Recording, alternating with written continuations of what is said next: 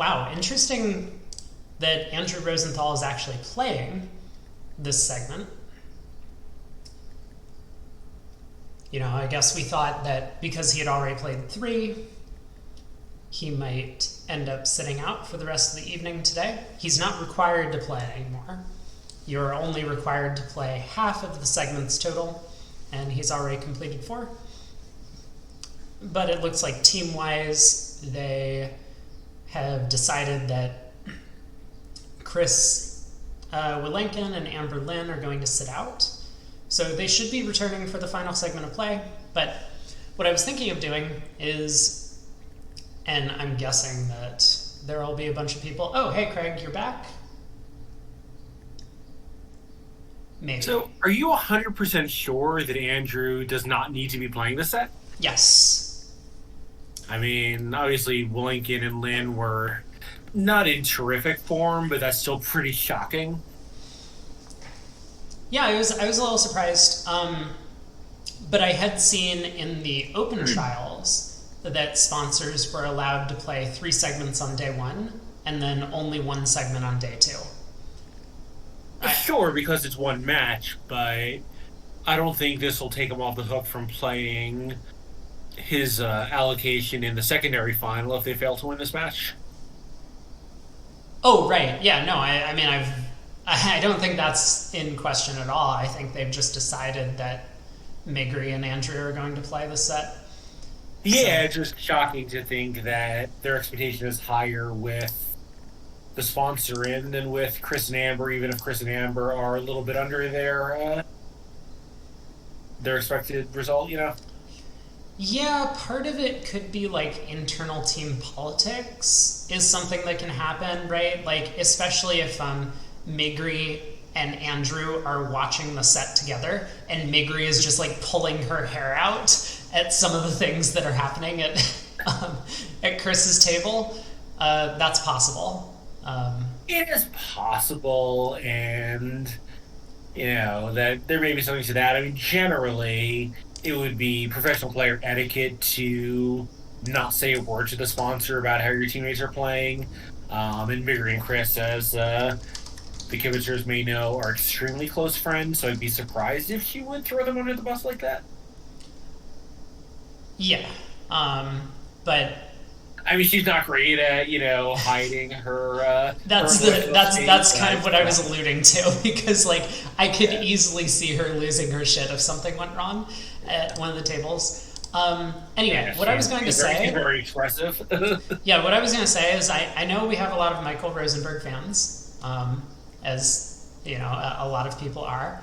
And so I thought that for the 7th segment that we would do a Michael Rosenberg point of view to follow his choices and decisions on the boards. And so I kind of clicked into board 31 already. So I've seen all of the hands, but I think for board 32 on, I plan to kibitz Michael and kind of talk about his choices. And then for segment 8, I mean, we can watch all 4 hands again.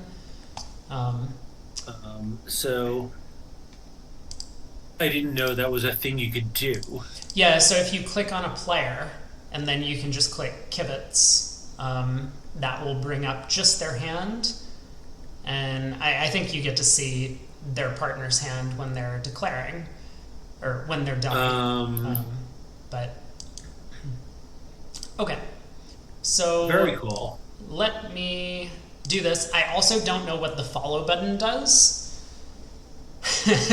but I haven't tried clicking on it. I mean, I'm sure it does something similar. Anyway, so board 31 wrapping up. Oh, this is kind of funny. Now I'm noticing in the bottom left of my screen that the board number has been rotated since I have clicked on Michael and he is east. Right. Yeah, I'm looking now. It makes the player you're watching south. Yeah. Yeah. So that is what is happening. I think in the... Interesting. So Joe Grew was sitting south when I did this for his perspective of the final segment of the open trials. But okay, here we go. So first board from Michael's perspective, we get this 14 count. And what I had done in the past was kind of talk through like, Are you sure you get a 14 count? oh my god, it's a 16 count. Okay, yeah. No, I am, by the way, also kibitzing from Michael's point of view, so we'll see how this goes. We'll see if one of us can count to the right number of high card points. Yeah, At that's least one of us can. yeah. Um, okay, so or not east, but Jenny Wolpert opens no trump on our right here, and we have the 16 count. Our partner's passed hand, which, that coupled with the fact that the opponents have opened a no trump probably suggests that we don't have a game, or a game is unlikely our direction, but Michael, of course, is going to show his two suited hand in some fashion. So I'm not sure I agree with that because if partner happens to have a fit for our hearts, we know that we can upgrade our minor suit queens. Oh, yeah, that's very true. I mean, if partner does have a good hand, like even just ace fifth of hearts might be enough for a game to make. But opposite, generic, like balanced 6 or 7 counts from our partner, which might be the average hand, Yeah. game is unlikely. But okay, so Michael likes to double. That's an interesting decision. I guess Well, that's no, double is penalty. four card major, longer minor, almost certainly. Well, it wasn't alerted. Yeah, but I'd be very surprised if that's not what it is. So you wouldn't make a penalty double. You would show your suits. Uh, Although actually maybe it was penalties because Shan's two spades was natural. Mm-hmm. I'm certain it was It- penalty. Yeah. yeah, no, I think you're right given the explanation of Shan's spade. Um, so I guess yeah, if my choices were two hearts, hearts, and a minor, or penalty double, I would probably make the penalty double. Okay. Okay. Like, things are probably lying fairly well for our hand. We lead a club, whatever they're going to do is probably going to be okay. Like, they might make it, but they're not going to wrap up over tricks, I don't think. Sure. Fair enough. Like, this is coming up pretty well for him because he can make this takeout double now. Yeah. Yeah, and so this is kind of something I've talked about a bunch before, something that the robots don't play, and I think makes a lot of these auctions very difficult to navigate, is that the first double by either player after you suggest penalties tends to be takeout. So this is a takeout double by Michael. Yeah, particularly here, double of a no trump is penalty slash card showing, but it's extremely wide ranging. South had like King, Queen, Jack, 10, 6 of a suit, and a couple of cards. He'd probably do the same thing. Yeah.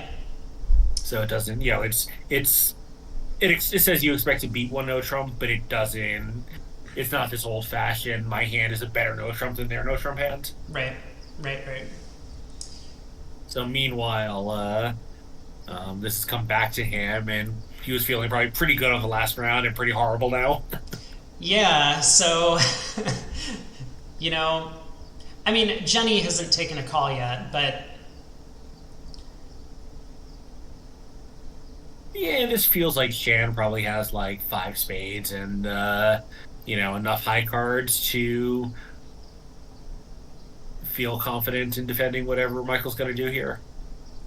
well, I mean, Shan better be pretty certain he's making 2 spades, right? Otherwise, this is not a particularly good redouble.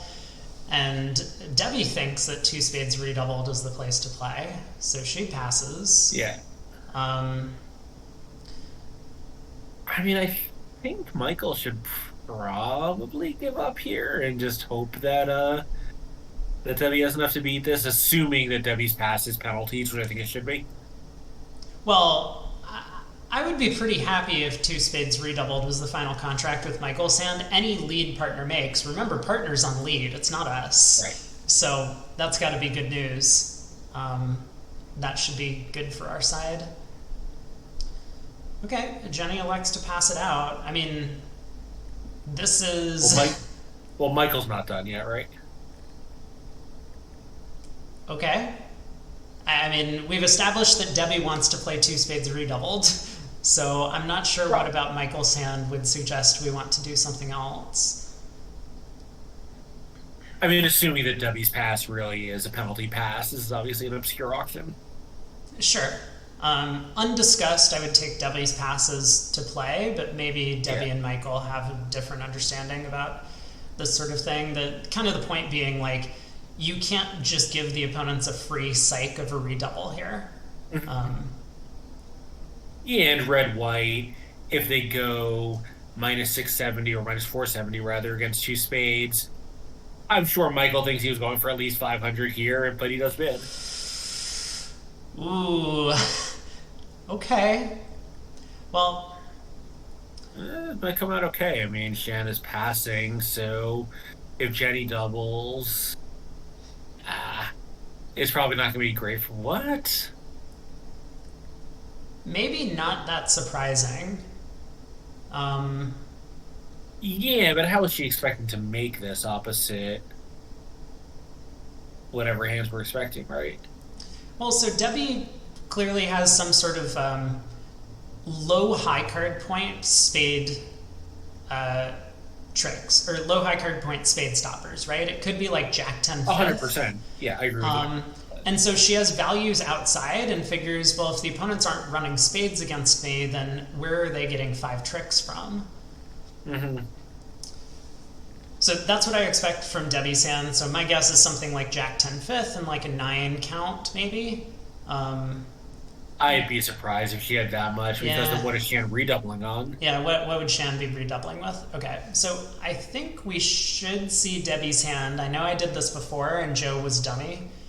Um, I had made the point in the past that while I think it's perfectly fine to kind of turn your brain off for the most part when you're dummy in these types of scenarios, it's still important to try and get a feel for whether or not you got a good result or a bad result, and if anyone did anything unusual during the auction or play. So even if you're dummy, you still kind of need to pay attention in some of these high stakes matches where you need to follow partner's line of play, you need to count their tricks, you need to count the opponent's tricks, see if the opponent's distribution could have found a good save, or maybe they could bid game on their cards, that sort of thing, because Yeah, that'll help you right. like judge where you stand in the match later on. Yeah. Um, but okay, well, if I was pretty sure that Debbie's hand pops up, maybe Debbie needs to play a card off of dummy. No, so I unkibbaged and then rekibbaged, and now I'm seeing her hand. Oh, okay. Well, then, unfortunately, everyone shield your eyes. I'm sorry, spoilers for the East West cards. But so, this is Debbie's hand, and I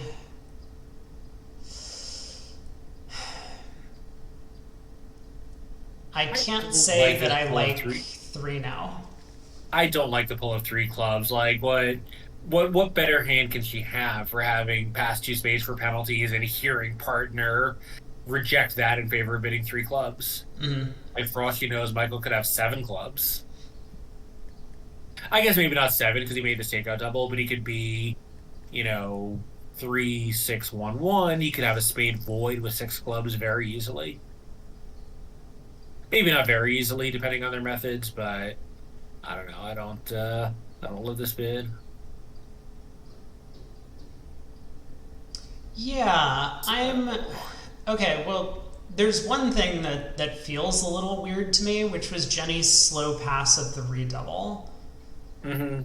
Because now seeing Debbie's hand, it feels pretty clear that Jenny was like happy to play in two spades redoubled, and so I don't know, that just seems a little strange to me. I mean, it's Um, possible, especially from Shan's double, that he has like ace jack 10 6 of spades and Jenny has too small and was nervous about Debbie having a real stack. yeah, I Not that she has suppose that's anywhere to go, possible. but like, if she had two spades and a six card diamond suit, which is possible for that opening lead, maybe she was giving some thought to taking out to her king jack 10 6 suit. Sure. Yeah, if Jenny does have like a six card diamond suit, I think that it's very sensible. But I guess we'll see at I the mean, end she of did the pass, but hand. that kind of layout would kind of be consistent with her tank. Sure. Yeah. Um, but I guess it's also possible that she just like wasn't really on firm ground. Obviously, this is a bit of an unusual auction, and she and Yeah. Shan have probably discussed that two spades is. Oh, apparently they haven't discussed two spades at all.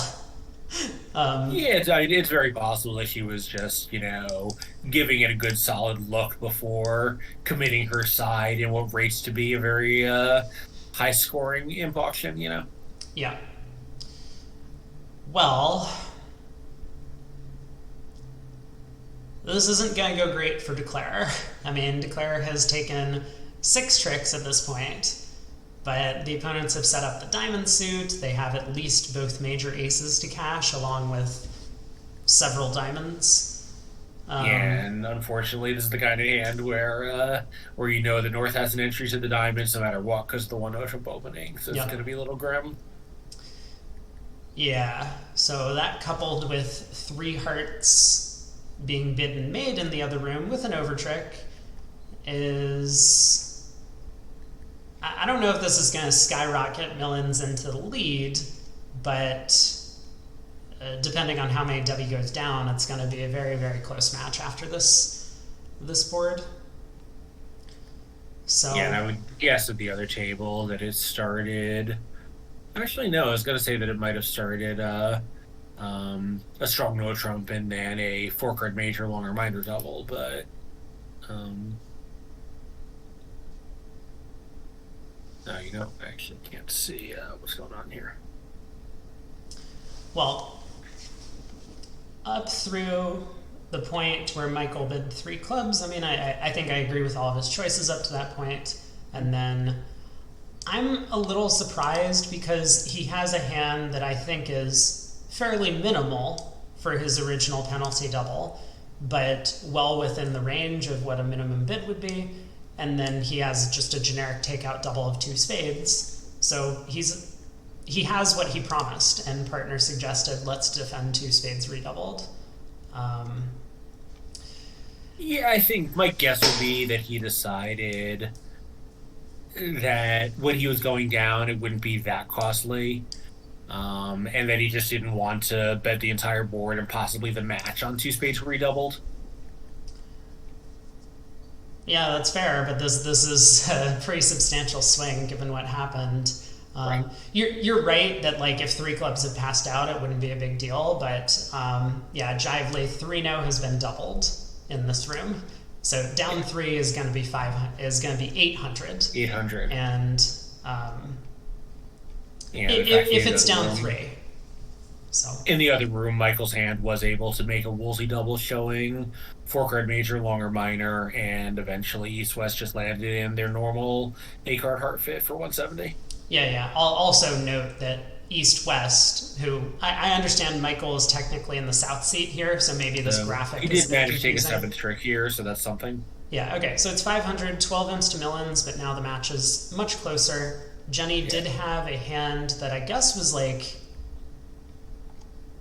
She had a doubleton spade, so that's kind of consistent with her like slow tank, but the doubleton spade was ace jack doubleton. Ace Jack doubleton, yeah. So. And it is worth noting, so again, like from Michael's perspective, he, as dummy, would have been able to sit there and count that they had at least 6 tricks on defense. They were going to collect 2 club tricks, 2 diamond tricks, both of those kings were in the pocket, and he was going to collect 2 spade tricks from his partner. That's at the very least. So like he already knows that like this isn't a particularly good result, and he's going to be mentally chalking up however many imps he thinks that was worth to the opponents. It's possible that Jenny just wanted to go back through everything she and Shan had ever talked about to make sure that 2 spade bid was natural, but I think Shan's redouble has to confirm it's natural, because if it wasn't, after she passed on the first round, he would surely have just made a bid to show whatever he really had rather than torture her like this. Yeah.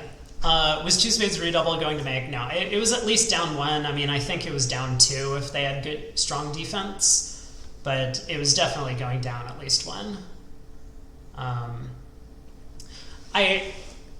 I apologize. We can take a chat vote. I know that some people prefer to just see one hand. Some people prefer to just see one room. Some people prefer two rooms. I thought that this was kind of like a unique take on doing commentary, doing like single player commentary. I did it rather successfully for the finals, the U.S. team trials. We picked Joe Grew, and we had a lot of fun doing that. But I will just be doing it for this segment. So I think your vote doesn't count. You have to leave soon. Oh well, that's too bad. Then yeah, get out of here. Get out of here. Go watch the other stream. But seriously, there is another stream. Four hands for the last hand. Well, so I think North had a hand that was Ace Jack Doubleton, something in hearts, I forget. King third of clubs and King Jack 10 fifth of diamonds, and some other amount of points that gets her up to like 14 or so. But yeah, there is another stream going on. You can, I guess, search for Bridge on Twitch and find them. I think they have a much larger audience than our stream. They tend to do that. I actually have no idea who the hundreds of people are that watch in that room. Maybe a bunch of them find them through the Love Bridge site. But, whew, oh my god, I just noticed. Yeah, I was wondering when you're going to like look up and see what's happening here. and see that partner has exhausted all of the red cards in her bidding box already, and she's looking for more. I mean, what can Michael do here but pass, right? Yeah, this is kind of incredible. So, I think this is. I know you don't like Doubleton leads, but I would leave the 10 of clubs like a shot here. Oh, I absolutely agree in this case. Partner has God. suggested clubs and hearts, and so I'm happy to lead one of partner suits. But also, King third of spades, I have trump control, so I'll be able to get in. Meanwhile, like, look at what's going on here. Pass one diamond, North bid, Jenny bid spades twice, buys this dummy. Yeah. Not surprising that South has 3-card spade support, right? I mean, so what's partner's hand, though? I mean, I guess, but like, what is our partner's hand? I guess probably something like 2 4 1s. I mean, 2 4 2 5, maybe. Like, what is our partner's shape here?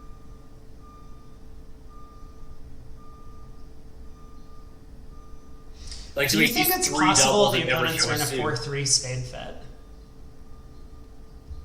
How would North be bidding 2 spades on only 4 of them, right? Knowing that our partner only has a 3-card suit? North has to have a 5th spade.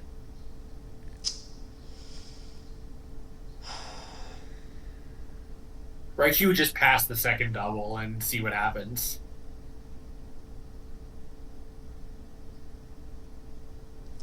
Unless she was trying to preempt north-south off, or, well, east-west, our side off of a heart fit.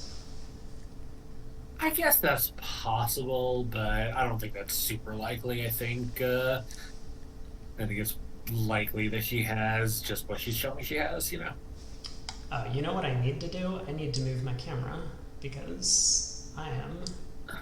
So partner is like this. Too little... For not cashing harp, maybe like ace queen 4th. Ace and 1, ace king queen 5th, some hand like that. It's like partner's doubled 3 times opposite our passes. She must have a million high cards. Yeah, absolutely. Like, yeah, maybe some hand like the one I just said. So. Well, this is why I was like particularly curious whether or not partner could have 3 spades. And I think we're about to find out, but and presumably if she has one, she's going to play it at this trick. Yeah, definitely. Okay, so Debbie wins the king of clubs, and do we see another spade or not? And if we haven't by now, she doesn't have it. Yeah, that's probably true. Okay, so Well, now that we have all this information, we need to figure out I think what. she's probably going to play a high heart, just hope for the best. I mean, Debbie, it feels like Debbie's probably end played here. Like, if she doesn't have the nine of clubs, after a 10 lead, she can't exit a club safely because that'll set up a trick for Declare, probably. So, if she plays the ace of diamonds, hypothetically, that sets up dummies diamonds for tricks. If she plays a heart, terrific. Now what is the next trick? Well, I suspect, I mean, given the tank, right? Like, if Debbie had ace king of hearts, she would play hearts. If Debbie had Right. king queen So of I think hearts, Debbie she would has. play I think hearts. Debbie probably has ace queen fourth of hearts. Yeah, I agree. So, um, I mean, she could play the queen of hearts, which is probably as good as anything if she has it. But of course, she doesn't know we have the 10-9. okay, a low heart. This does not feel like it's going to be great for her side. Yeah, well, okay. So, as Michael, I mean, obviously, we don't have a lot of control over what happens defensively, but it's Right. still helpful to like practice counting Declare's hand and all of that. We're pretty confident about the shapes at this point that our partner is presumably 2-4-2-5. Yeah, for this to make sense, also, well, both play in defense. It feels like Jenny has to be, um, what? Yes, I guess 5-3-1-4. Right. Yeah, and so Jenny's play of ducking the 10 of clubs at trick one, like even if she had the 9, uh, makes a ton of sense because if we remained on lead, then she might be able to ruff 2 clubs in the dummy. And so that was probably her hope. Um, so Declare has already taken 1 trick, is going to be able to take, okay, has now taken 2 tricks, is going to be able to ruff a club, that's 3, and then Declare also has 3 other high spades in hand, so that's going to be 6 total tricks for Declare on this deal. So a little surprising that she didn't try running this heart. If our construction is accurate, of course. Yeah, well, she's going to be worried that if we were able to win the queen of hearts, then we could pull another round of trumps and she would go down 3. It's true, but having seen the king of spades, she probably like. I think there's a much better than average possibility that yeah, in fact, look what's happening. Like Debbie doubled 3 times. I think Jenny possibly should know its percentage to play her for the ace queen, despite the play being very scary to duck.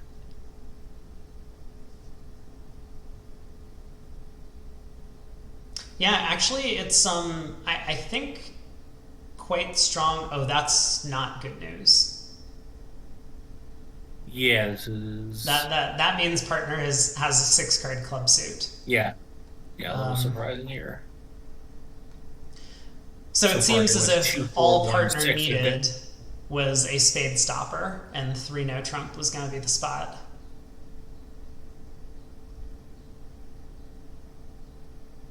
Partner has 6 clubs, the ace of diamonds, and the ace of hearts. So really just looking for that spade stop from right. us.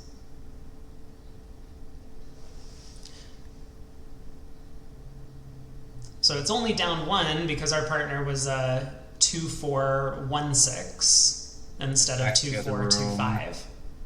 They did a bit of make 3 no trump, so very costly result for East West there. Yeah, I mean it's 7 imps. It's not like it's a huge deal for a non-vulnerable game swing, but obviously those are going to add up in a close match. And as we see in the scorecard, Michael's not entirely entitled to this information, but he probably has this internal count that Millens has pulled away to a small lead at this point in the match. Yeah, I think, I'm sure he's not banking that as a full game swing in his mind because it's not so easy to get there in a competitive auction, but obviously he knows that he'd much rather have Shannon Jenny's result than his own. Yeah. Okay, so board 34, we are now white on red, and Michael not opening his balance 10 count. I also would not open this balance 10 count, but No. that's just my preference. So, a spade, two hearts. The opponents are in a 2/1 auction. Now we can kind of sit back and relax. We mostly know that we're not going to be taking any calls for a while. It is possible that Michael will think about like doubling. What sort of artificial bids can Jenny make that he would double later, right? Especially if Shan ends up declaring, say, a spade contract. Maybe he would double a 4 club or 4 diamond Q bid. So, but let's see how the opponents bid the hands out, and it looks like they're playing in hearts. Yeah, this is kind of brutal. What do you lead from the south hand on this auction?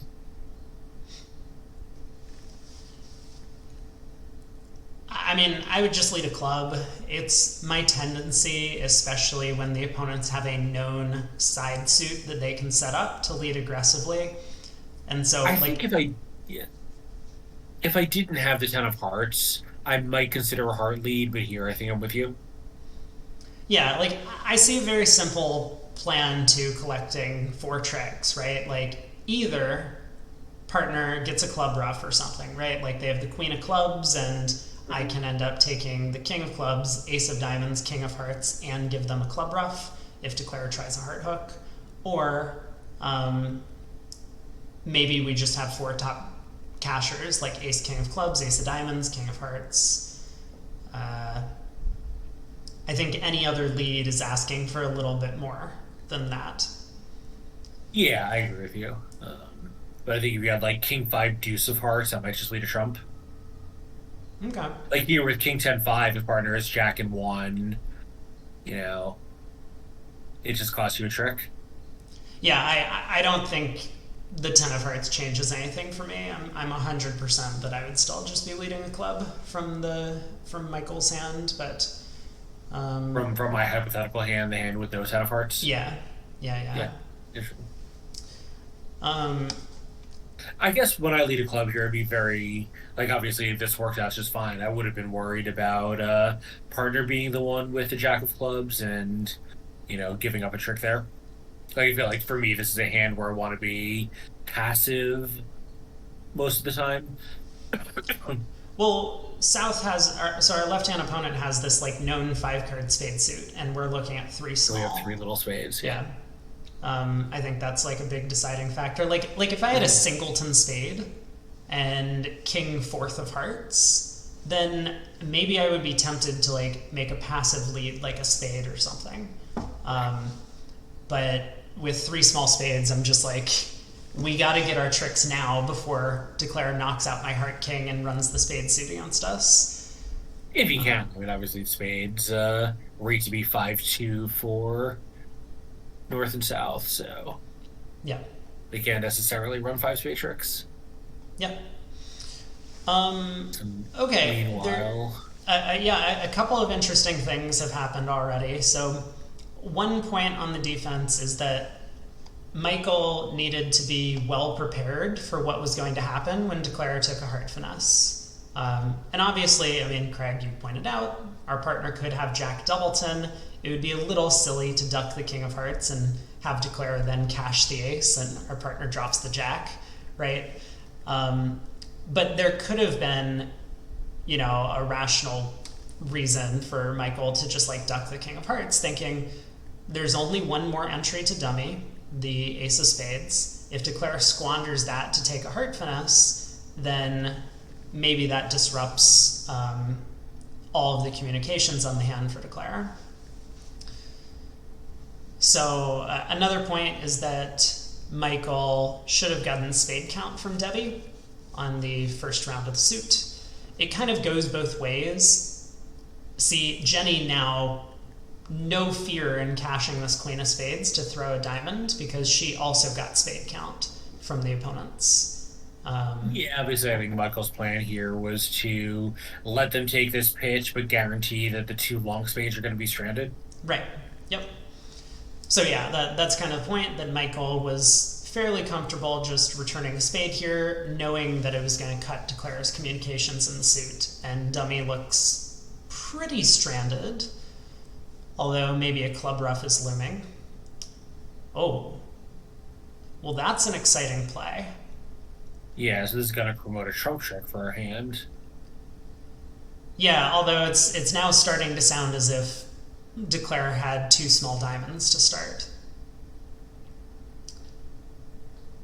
So partner's going to rough this trick, but it looks like maybe our ace of diamonds is going away. Maybe, but then what would Declare's shape be? So 2-5, 2-4. 2-4 with Queen 10 4 or with Ace 10 4 the clubs. His partner played the Queen of trick one, not the 10.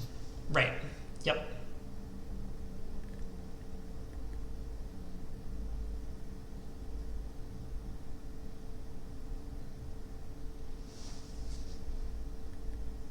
But even so, then we're still beating the hand, right? No, I guess we're not. Oh, now we are.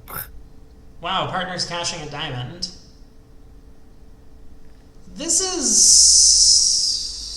Well, I guess it's not as if Jenny had an alternative, right? If she didn't do this, if she just pulled trump, she would have lost two diamonds and a club from here. So... Yeah, so presumably her clubs were ace 10 third, so there was no point to doing anything else. Yeah.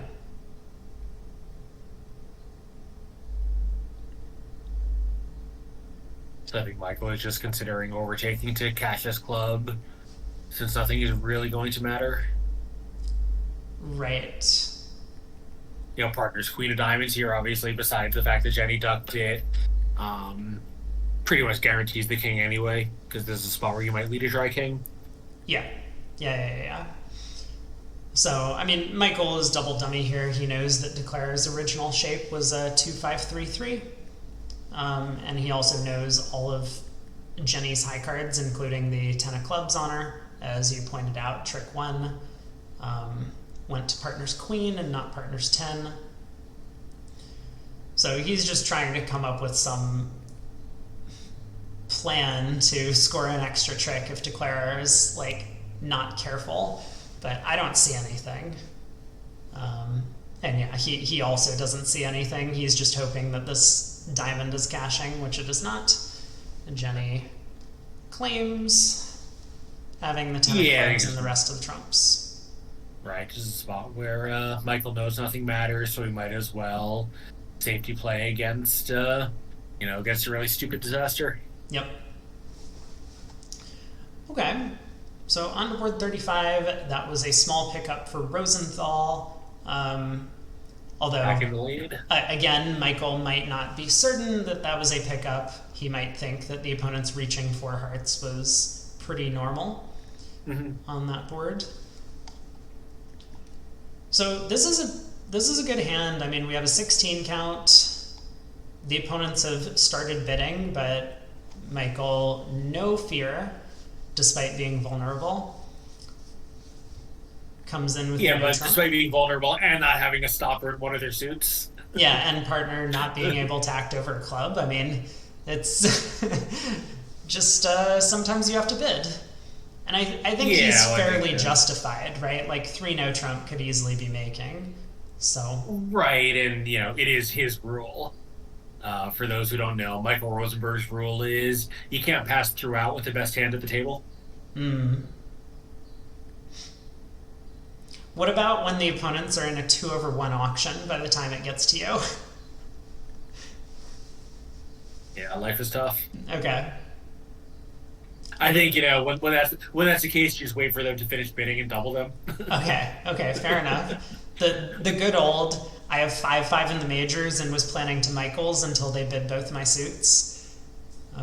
So 2 clubs here, probably natural Stamen. Interesting. All right. Yep, Stamen. Okay, I was curious whether or not Michael would show his 4-card spade suit. It is still possible that spades is our spot, despite Jenny having promised a 4-card spade suit in this auction. But Michael elects not to show it. Debbie bids 2-no, and my guess is that Michael will pass this. I think with a 16 count and no extra trick source, he probably will. Although maybe he'll upgrade the Jack of Nine of Spades to four tricks. No, he does pass. Yeah, he does pass. And it So is forced. worthwhile to note that, like, when you are when you're trying to bid aggressively at imps, it's not helpful to have both people be aggressive on the same hand. So, you know, Debbie with just a 7 count and, I mean, barely anything else to speak of in her hand, just some generic 4-4-3-2. I mean, good heart interiors, but aside from that, is a little aggressive with the invite. So it's a good thing that Michael also was not aggressive. Otherwise, they would have gotten way too high. A little, but this is a spot where I think Michael is usually going to be pretty heavy because it's so dangerous to act. Yeah. Yeah. Like, I think this 16 count it's certainly the worst hand he could ever have, and possibly a little bit worse than that. Right. Right. So yeah, I mean, Debbie's invite is perfectly acceptable, but then Michael just kind of needs to temper that with knowing what his range is for this bid. He can't just say, well, I have a 16, we're red at imps, let's bid game. He needs to understand that, like, his hand is mostly minimal, which, Yeah, yeah. and I think you'll notice that I think, no good player left in the world who would treat this as a takeout no trump when they're an unpassed hand. What's a takeout no trump? Like, if Michael had been a passed hand, his no trump would be for the other two suits, Oh, which sure. had a Yep. brief vogue. But I think everyone has realized it's just too important to be able to bid your strong no trumps in this kind of auction. Yeah. It's the Okay. kind of thing, if you go to tournament, you'll still see like flight B players making bids like that. Oh, yeah, absolutely. Okay, so I was going to say that Michael has some decisions to make. I mean, it Yeah. looks as if the opponent's clubs are 5-3. I mean, I'm not certain, but that would be something that you would need to look at the opponent's carding to really understand. And if that's the case, Michael has to make 3 discards from his hand. So he can, of course, afford to pitch, say, a heart and 2 diamonds and just play Jenny for both the queen, 10 of spades, right? Use both red suit entries to take spade finesses. That would be the simplest line of play to get to 8 tricks. I think he's going to attempt something a little more sophisticated, though, where Jenny is going to be known to have the long spade, 4 or 5 spades. So if we play Jenny for just the queen of spades, then she will have a spade threat. And it's very possible that with our 8-card diamond suit, we will be able to isolate the diamond threat in one of the opponent's hands. I mean, it's necessary. So I think, by the way, Michael's now going to be confident that Jenny had a 5-card spade suit since she pitched that spade so easily. Yeah, also true. But so if, for example, Shan is the one with a 3-card diamond holding for the opposition, which is possible, then, we get a second spade pitch from Jenny. Okay. I guess she could have had 6. I'd be surprised if she's pitching down to a 3-card holding, although who knows. It could also maybe treating Michael's statement response as a true response for both majors despite her bid, as we talked about earlier. So she might feel like pitching down to a 3-card spade suit doesn't matter. Yeah. Yeah. That's a fair point as well. But what I was going to say is I thought Michael might have done something similar to this, where he comes down to 2 cards in both red suits and 4 spades. He can take a spade finesse, cash the ace king of diamonds, and this effectively comes down to an automatic double squeeze. North gets squeezed in spades and hearts. South gets squeezed in hearts and diamonds. And so the 10 of hearts is just going to set up. I think at this point he's going to be pretty confident he has 4 spade tricks based on Jenny's 2 pitches. Oh, sure. I think that as you say, if she had made a neutral pitch, it would be, Yeah. it'd be a much more interesting hand at this point. Yeah, I mean, Well, but my thinking is that if Shan is the one with three diamonds, he would have probably done the same thing and then just played for the double squeeze. Mhm. So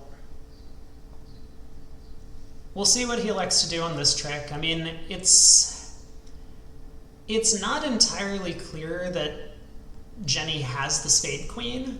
So something Right. I was thinking he Michael, might come to the king, cash the ace of spades. Sorry, yeah, go on. yeah, like so I mean, like Michael might be a little worried Yep. that Jenny's, fast spade discards are actually just from, five small or something. Hmm.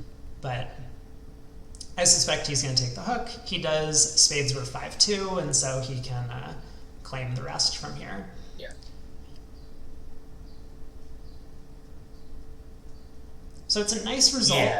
It's going to push with the other room where they were in two diamonds, a bit more of a comfortable contract, and they made an over trick. And as it is, he would have needed to play for a different squeeze, in fact, if Jenny had discarded a little bit differently. He would have needed to squeeze Jenny in the pointed suits because she was the one with long diamonds. So we'll get to see how Michael handles this hand. I think the kind of middle of the road position is to transfer to hearts and just raise to three hearts and let partner do whatever she does. But he may get more aggressive given that he's 6'5". Yeah, I was thinking that I might just Texas. Texas, Okay, yeah. so he does go with just Texas on the first round. I mean, it feels like one of the issues with these distributional hands is that if it's really hard to get your partner involved, because they won't know that a diamond holding such as ace king third is kind of useless, and Right. they might think that a club holding such as like small doubleton is good, where they have some roughing value, but in reality you need club stuff to help set up your side suit. So Right. You can't show the clubs without forcing the game, so you might as well just do this. right, yeah, I'm going to step away for just 1 second here. sure. All right. Oh no, not this thing again. I'm fairly confident. Let me hold here for just a second and see if Debbie's hand pops up whenever she plays the king of spades off dummy. Hopefully soon, because I don't want to have to like spoiler all four hands from this perspective. I would prefer to just see partner's hand while we kibitz the declare play. But if Debbie is going to take forever playing her singleton, she just doesn't want to give away that it's a singleton. That's obviously what's going on. This is the worst viewing experience. Okay. Here we go. King of spades. Ah! Okay, I was right. By the time it got around to partner's hand, the thing popped up. I guess they could do a little better if they actually cared about the viewing experience on live, but it's not as if Lovebridge necessarily is trying to cater toward the small population where we are streaming and showing off some of the plays of these players. Anyway. 4 hearts. Declarer has lost the ace of spades. It looks like Declarer is going to lose a club. I mean, technically, West's hand, that being the Declarer, has the ability to discard 4 clubs. She could pitch 1 on the spade queen, 2 on the king queen of diamonds, and rough a diamond good, eventually crossing to the club ace to use the 5th diamond, throwing a club. So I missed the early play. What was Spade to the ace. Spade to the stiff king and dummy ace, and then a diamond back.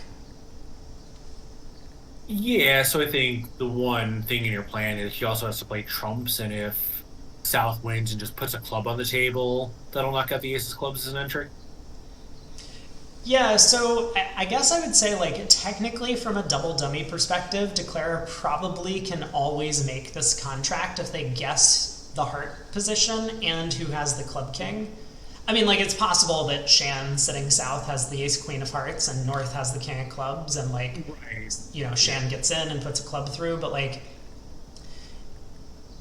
But I think it's just normal to play a club to the 10 here, or heart to the 10, rather.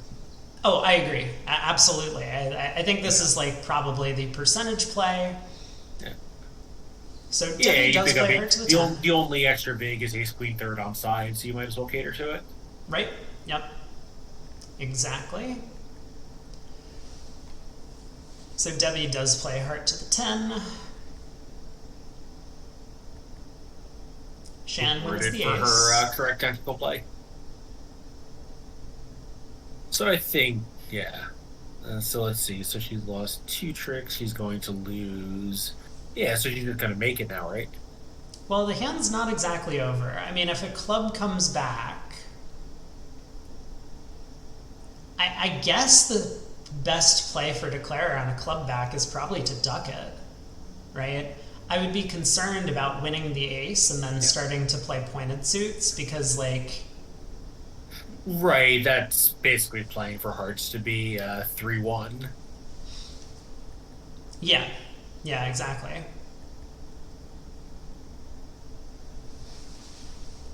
So I think, like, on a club back, we can just duck it, set up the club queen, and then, um, Right, and now you only need to take two pointed suit tricks before you the take your heart last heart finesse, or finesse. you might even, yeah. Yep. Or depending on how confident you are in the spot cards, you might even be able to ruff a club if it comes to that. Mm-hmm. Like, you lead one of your things, Jenny roughs unexpectedly, you might still have a club rough survive. Yeah, yeah, for sure. So, okay, well, I mean, this looks good for Declare, especially given that the other room somehow went down in four hearts. It was played from the other side of the other room, so that might explain something. So the play is developing along the lines you expected. Yeah, so a club comes back, and I mean, I I think, think Jen's gonna exit the club, yep. well, I think Declare took the right line of play. Now, this club might get roughed. It didn't. And so now Debbie will be able to play the Queen of Spades and the King of Diamonds, throwing two small clubs from East's hand. Take the heart finesse, losing to the incredibly deceptive South player. Yeah. That'd be so good.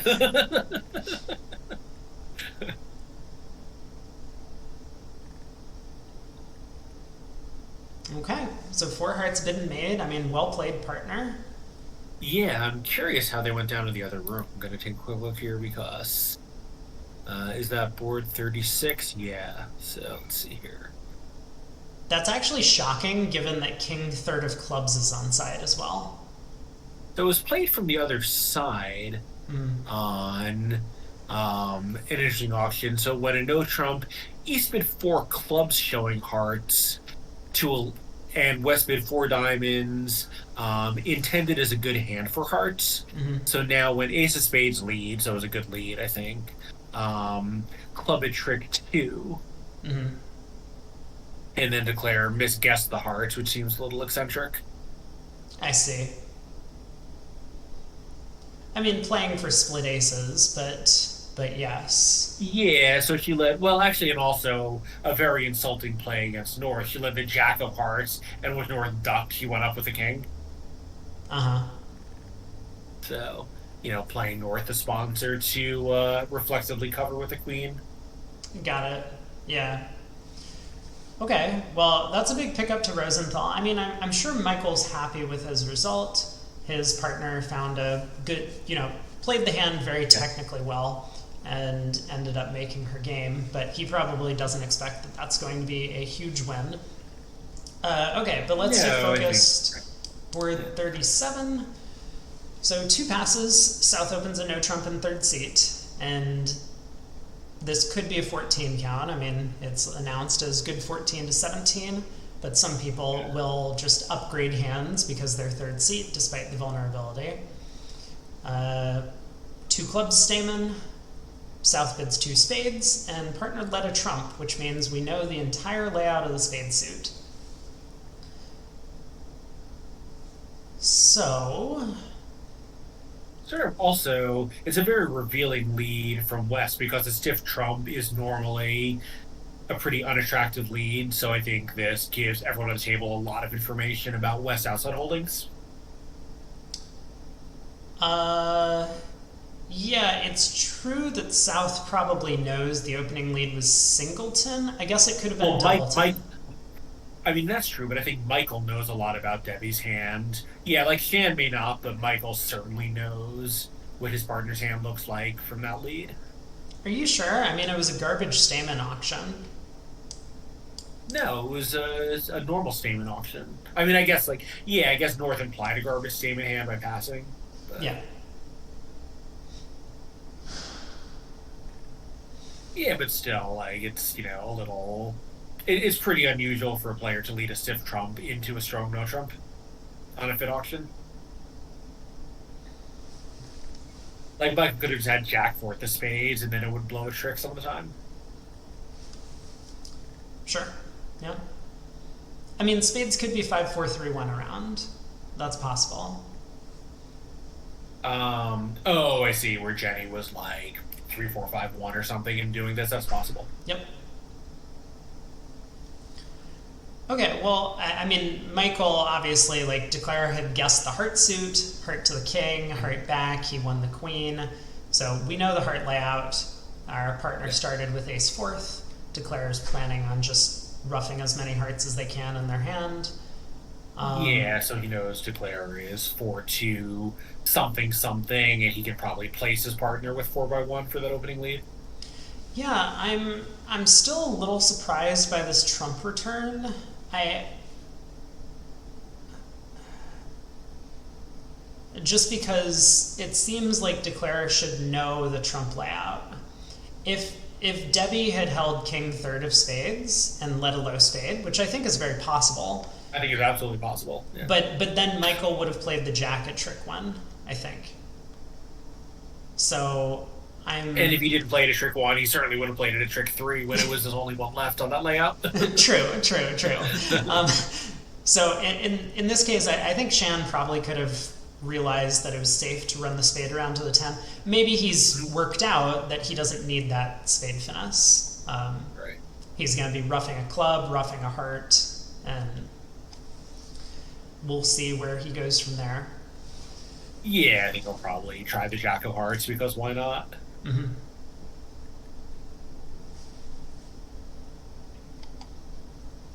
I guess I would say nice Oh, well sorry, I played by forgot that Michael. Debbie still had the ace. Never Yeah, mind. Debbie still has the ace. Yeah. I guess I would say nice false card by Michael here, dumping the jack of clubs. He's making Shan kind of second guess his plan, right? Sometimes as a defender, you can follow Declare's line of play and, make them think twice about trying to continue that line of play. And so here Michael was like, well, if you rough a club, I'm over roughing, which is blatantly not true. He has another club he has to follow with, but Shan didn't know that. So he cashes the spade ace. Now he roughs a club, maybe a little bit safer. So even if Michael over roughs, he won't have any more trumps.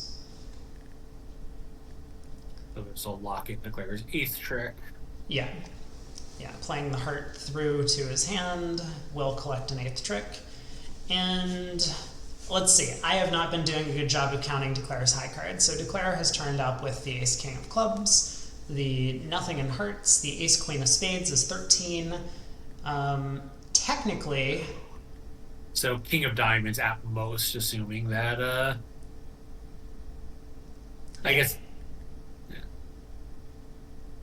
yeah, definitely the king I of guess he could diamonds have at the ace of most. diamonds, but it really feels like he doesn't. Yeah, so again, I haven't been fully following the line of play, but did Debbie dump the ace with a lower heart remaining? Because if she did, I wondered if Michael was going to pitch a diamond, Debbie would play a heart, forcing Michael to rough the jack of hearts so that she wouldn't get end played into leading a diamond away from her ace. Yeah, that was the defense that I was expecting. But this That's Oh no, You know, it's like a Debbie must have phrasing. thrown a heart on one of the spades. Yeah. Okay. It was, Okay. we almost got there, but Debbie, our partner, I guess, had didn't find the right line of defense to hold declare to just eight tricks. Yeah, that seems like quite a lot of tricks for Shan to take on that hand. All right, well, we're into board 38. So Michael in first seat, we have an 8 count, we pass. Shan opens a diamond on our left. Our partner comes in with 2 clubs, red on white. And this Kind of is, interesting. Yeah. yeah, Sorry, I go mean, on. this is like a hand, this is one of those things where, like, you want to have had this kind of discussion with your partner, like, Hmm. what kinds of hands would you consider a minimum for this 2 club bid? Because some people would say, you know, you got to have like a good 6 card suit and like an opening hand. And others might say, well, 2 clubs is fairly preemptive. It can cause the opponents to miss one of their major suit fits. So I might be doing it with a hand such as like Ace Jack 9 sixth and an 8 count, or something like that. And I think red white. I would expect them not to be too far from from a very classic kind of hand. Yeah, obviously, if the vulnerability were reversed, yeah, then you really want to know, quite how crazy that two club bit could be. Like here, I'd be surprised if Debbie was stepping out of line, given that she's white red, and since two clubs isn't a game, the opponent can go after her for a penalty pretty freely. yeah, yeah. Well, speaking of not a game, we are in game currently. Okay, but I mean, I think another interesting question is I agree with Michael's pass over two clubs, but how much would you need to improve the East hand rather, before you want to take a call? yeah, the like that's one of the main points because if partner could is essentially showing at minimum quite a strong hand for the 2 club bid, then Michael is pretty close to having like a very light 3 club bump with his hand.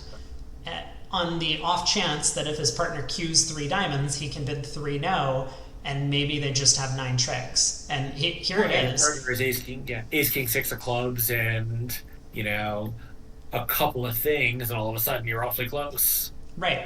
Yeah.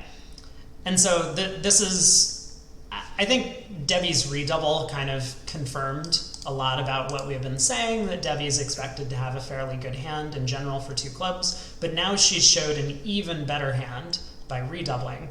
And so I really like Michael's 3 no bid here, and we'll see if he gets paid off. This might not be a laydown contract, depending on what partner's hand looks like, but he's probably expecting it to have some play. So let's see how he handles this 3 no trump game. Yeah, and also it's a little late in the match, but this is also a really good kind of game theory thing to do because Shan reopened, possibly light, and he's certainly got to think twice, knowing that the opponents might end up in a red game that he puts them into. Yep. Yeah, that's a good point. There are a lot of players who look at some of these auctions. Greg, if you're still in the chat, um, Greg's favorite point to make is that, well, we already said we were playing a part score, so we can't now play game. Right. And I think there are definitely, that's a good attitude to have a lot of the time, but you do miss out on in occasions such as this one where your side could still have a game. Yeah, I think here on the first round, Michael knew his side might have a game, but he didn't really have a sensible way to investigate it. And Shan opened that up to him, and he and Debbie were able to take advantage of it. Right. Yeah, so Ewan's absolutely right. The game is presumably cold. It looks as if South probably has the club ace for the opening bid and especially for the reopening double. Yeah, I think if Shan had played the 10 of spades there, Michael would just duck it and be cold against either 4-4 or 5-3 spades. I mean, presumably Oh, the ace was from. I guess presumably the ace was from Ace King fourth, but it's possible it was from Ace Empty third. At least at least in theory. yeah. Well, we're about to find out. Again, he's Oh, wow. Uh-oh. Uh-oh. So now I asked to hope it was ace king third, which doesn't seem super likely, but you never know. I think it was ace king third. Shannon would have had more spades on the table earlier, but you never know. Yeah. Yeah, agreed. Yeah. All right, eight tricks. Yeah, Shannon was going on. Yeah, but still, I think it still puts Shannon on notice that um, that he has to be a little bit careful against this pair. Oh, absolutely. I mean, I love the bidding by Michael on that hand, and I think very unlucky too. Right, yeah, just unlucky that Jenny happened to have an ace despite her partner being the opening bidder. Right, and the one card in her hand was the one thing she could possibly hold that would beat this contract. Yep. Well, I guess if she had either ace or king of spades, it would work too. So.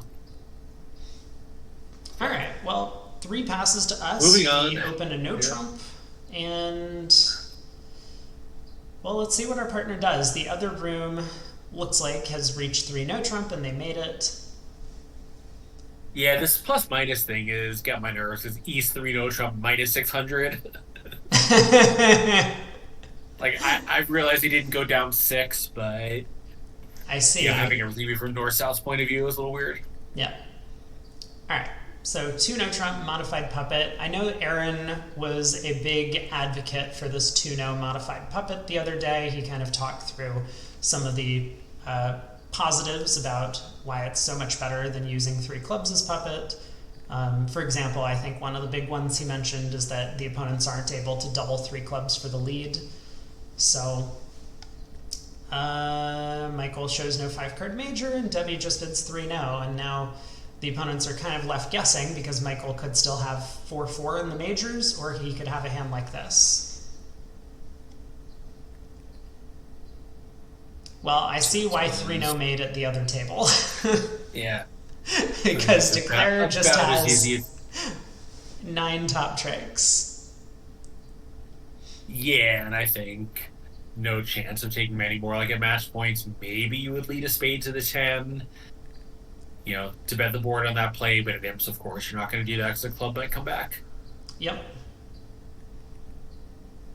Yeah, I mean, you can always just be completely safe. Lead a spade to the king, and then cash all of your tricks, and then decide to lead a spade to the 10 if you want.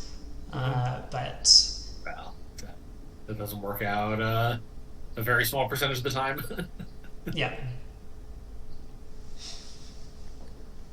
All right, so probably a fairly straightforward 3-no making 3. We could see an imp swung here or there, depending on the end position. Michael, of course, going to run all of his diamonds first. I guess we can't say the contract was cold. Diamonds could have been 5-0, and he might have only right. had You'll 4 notice he diamond didn't tricks. cash 1 diamond from hand first. He won the king of hearts and cashed a diamond just in case he needed to. Yep. Well, I guess he can't cross to the. Well, I guess he can cross to the ace, take a diamond finesse, and then hope that the ace of spades is in Shan's hand for an entry with hearts 4-4. Yeah, it's possible, but anyway, once the diamonds have split, he is happy to run the diamond suit, and it appears that Shan has started with a stiff diamond, so now he's going to have to start counting.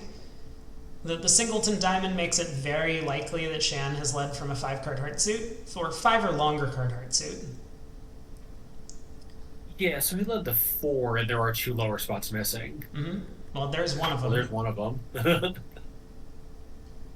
And that's probably his lowest. I think he would have played the 3 first and then the deuce out of habit if he started with both those cards.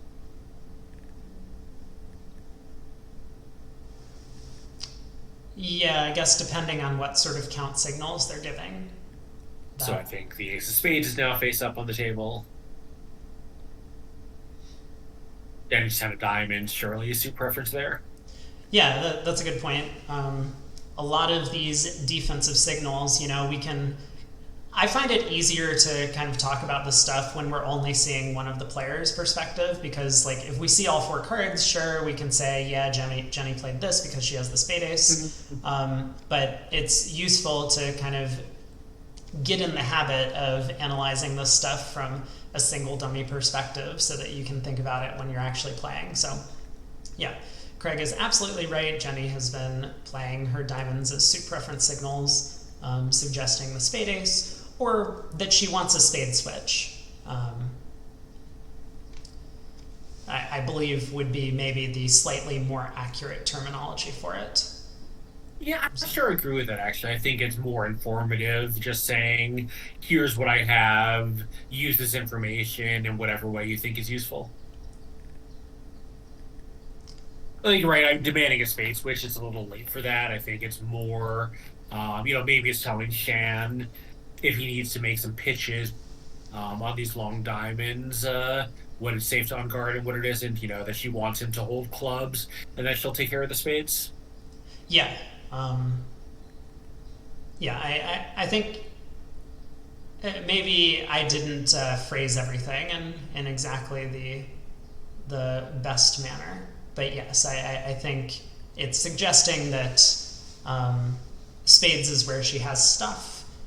And given that queen 10 third in dummy, I mean, maybe suggesting a spade switch is not entirely accurate, but that she just has some, that's where her stuff lies. So hopefully Shan can make use of that information given Declarer's bidding.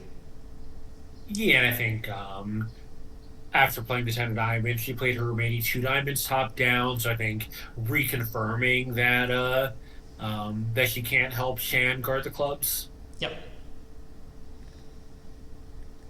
All right, so Michael, now that he knows about the spade position, he knows Jenny's holding on to the ace-jack of spades, he's going to attempt to end play her in clubs. So this means now Jenny's going to return a heart, probably, setting up Shan's heart suit, and Michael's going to hope that hearts are actually 6-2. He'll win the ace of hearts, club to the ace, club pitching a heart. If that throws Jenny in, he'll end up with an over trick. Otherwise, he'll just take his 9 tricks. I don't expect that this is going to work, but that's going to be the line of play he chooses. When Shan showed out on the spade, it was 100% safe to exit a club. Yeah. Oh, that's... Yeah, so on this club return, yeah. I mean, now...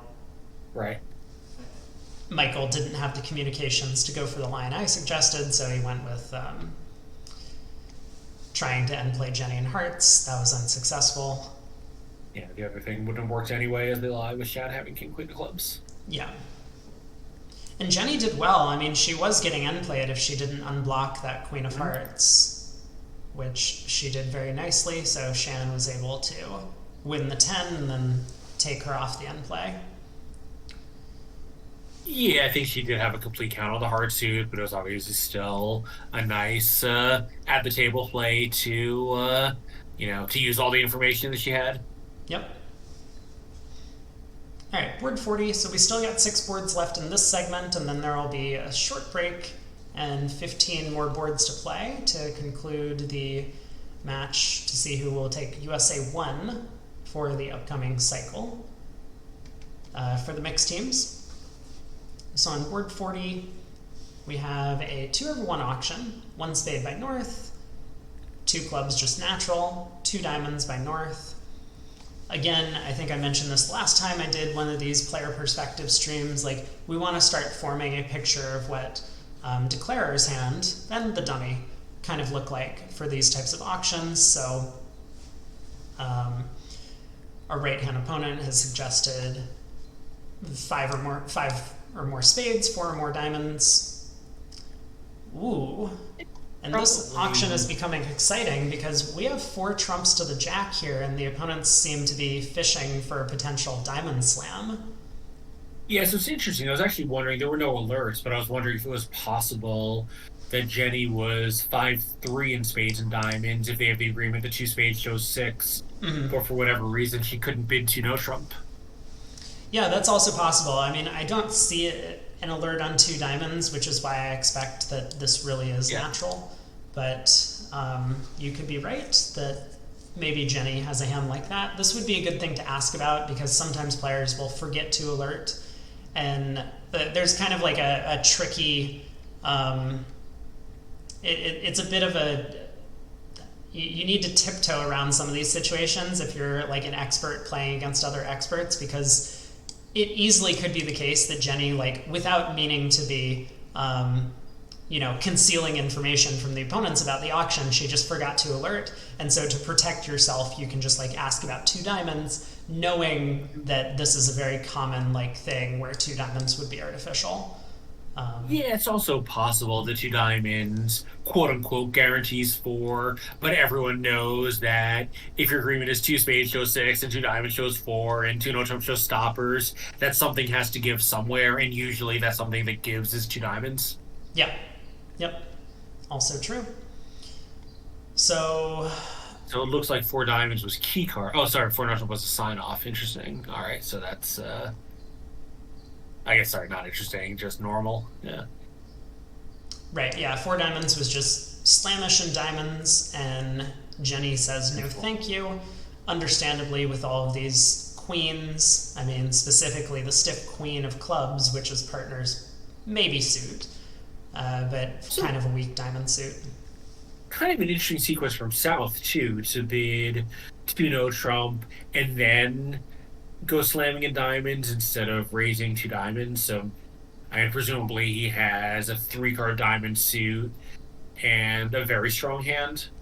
That's possible. I mean, I think South actually has diamond strength or diamond length, like 4 of them, but he wanted to make his slam try at the 4 diamond level rather than 4 no trump level, right? Because if he raised 2 diamonds to 3 diamonds and heard 3 no from partner, he has to then bid 4 no. That's Whereas true. here he can bid 2 no. For example, maybe he's protecting a heart tennis that he has, and Mhm. then over 3 no he gets to bid 4 diamonds and like conserve some space. No, that's true. I hadn't really considered that, but I'm convinced. Yeah, so we'll see. Sorry, I've been talking about the auction and I have completely missed the play again. I know that Michael has been ducking clubs. That's pretty natural. That stiff queen of clubs. You don't want to get lulled into this like false sense of, oh, I have to take the queen of clubs with an honor. It seems as if Declare is trying to set up a club suit, so Michael is just making Declare's life a little more difficult by creating some uncertainty about the club distribution between his and his partner's hand. Like if he won the And club also, ace, Declare would be able to do whatever else he needs to and then test the clubs at his own leisure. So, but that's true, and it also forces Declare to decide what entries to use to his hand to set up the clubs. yeah, right, right, right. Um, so yeah, Michael is now setting up his own 5th club. And I think this does a couple of nice things for his side. Um, it's going to fill Debbie in on what's going on in clubs. Like Michael wouldn't have played back this 9 of clubs if it was like his last one and he was just Right. exiting passively to Declare. So Debbie now should have a good count on exactly what the club situation is. Um,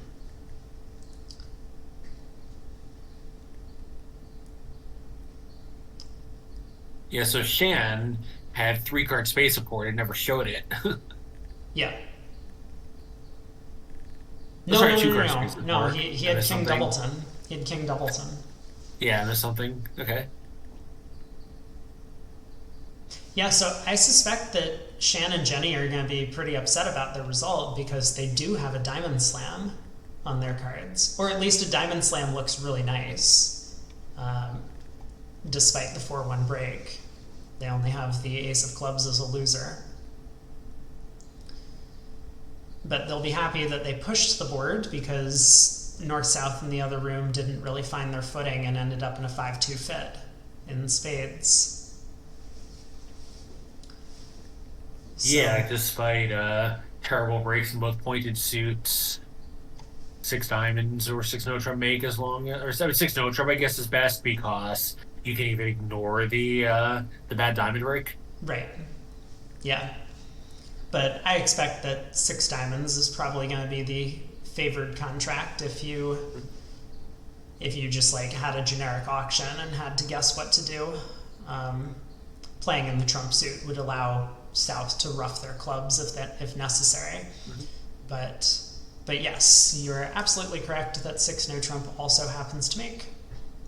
Yeah, and Michael's hand actually gets squeezed having you know, the part Queen Jack and the Diamond Jack. Yeah. Okay, well, board 41. So Michael opens a heart. Shan finds a 1 spade overcall. White on red with a pass partner. I mean, this 1 spade bid could literally be anything. And our partner bids 2 hearts.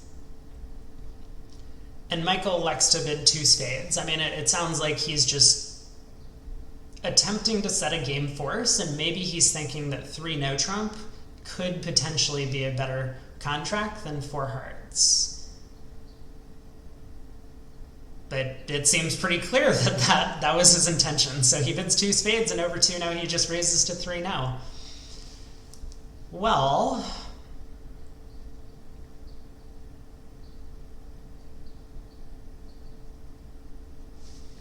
the other room did not do so hot in 3 no trump, albeit 3 no trump was played from the east side, which you might expect would be a better contract than declaring it from the weaker hand. But we'll have to see what Debbie's hand looks like. Well, the weaker hand, but also if West has some kind of spade stopper, like, Queen third or something, you probably want to just throw South on lead. Which South? Shan's hand. I mean, you would rather declare it from Michael Rosenberg's cards to put the overcaller on lead. Oh, sure. Yeah, no, I'm totally with you on that. And yet in the other room they did that and went down 3. So. Right. Okay. I can't wait for Debbie to play a card off trick 1. I have confirmed that we can that we can actually see declare's hand if Debbie plays to trick 1, but she just takes forever. Right. All right. So diamond opening lead, this contract looks hopeless. Let's I mean, it's not hopeless, right? So we have a diamond. I mean, if we can take 5 hearts, and if Shan happens to have all of the missing cards, we can then throw him in to get a spade lead away from the king. Yeah, if we take 5 hearts, we just have 9 tricks. 5 hearts, ace, king, ace, and the king of diamonds. Oh, you're right. You're absolutely right. Okay, well, let's hope we get 5 heart tricks then. Jack of hearts covered by the king. I mean... So I think Debbie's are probably going to play a low spade off the board to eventually plan to run the 9 of hearts, but we'll see. Well, then you also need diamonds to split, right? I mean, you do, but the alternative is catching the queen of hearts right now and dropping the 10, which seems also like a fairly remote possibility. Well, I was going to say that I think if Debbie had to guess the hearts when she was in her hand, which sounds like she's thinking about it. I mean, I did not see the diamond spot that was led. I have no idea if the opponent's diamonds could be 4-4. Yeah, I don't recall either, unfortunately. But if diamonds could be 4-4, then your line of play definitely has some merits, right? We would expect that the overcaller, Shan, is pretty likely to have heart shortness, and so playing Jenny for both the king and 10 of hearts makes sense. I see. So she's casting it to clubs just in case there's a queen jack double 10. Yeah, so this is the position, this is the spot where a good defender with jack third would dump the jack. If Shan's hand had queen jack third, it's actually findable. Jack third would be a pretty good play. Yeah, definitely. Okay, well, I guess you could say good news and bad news. Crossing in spades to run the nine of hearts would not have worked because of the poor trump split. Right. Or not trump split, poor heart split. Heart split. We're not in a heart contract, but yes. So I kind of So it suspected looks that Debbie like was going to take this line. I think so. Now, even if diamonds are not 4-4, I think she's still going to do a little better than the other room, right?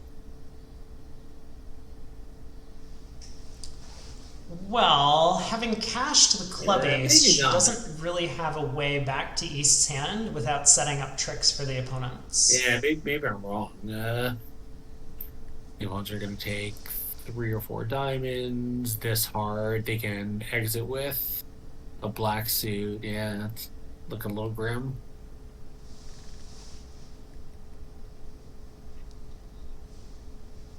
I mean, if Jenny's in tune with what's happening on the hand, she can duck this heart trick. Debbie will probably run the queen of spades next, um, losing, and then Like knowing he's going to lose, or at least figuring it's an extra trick.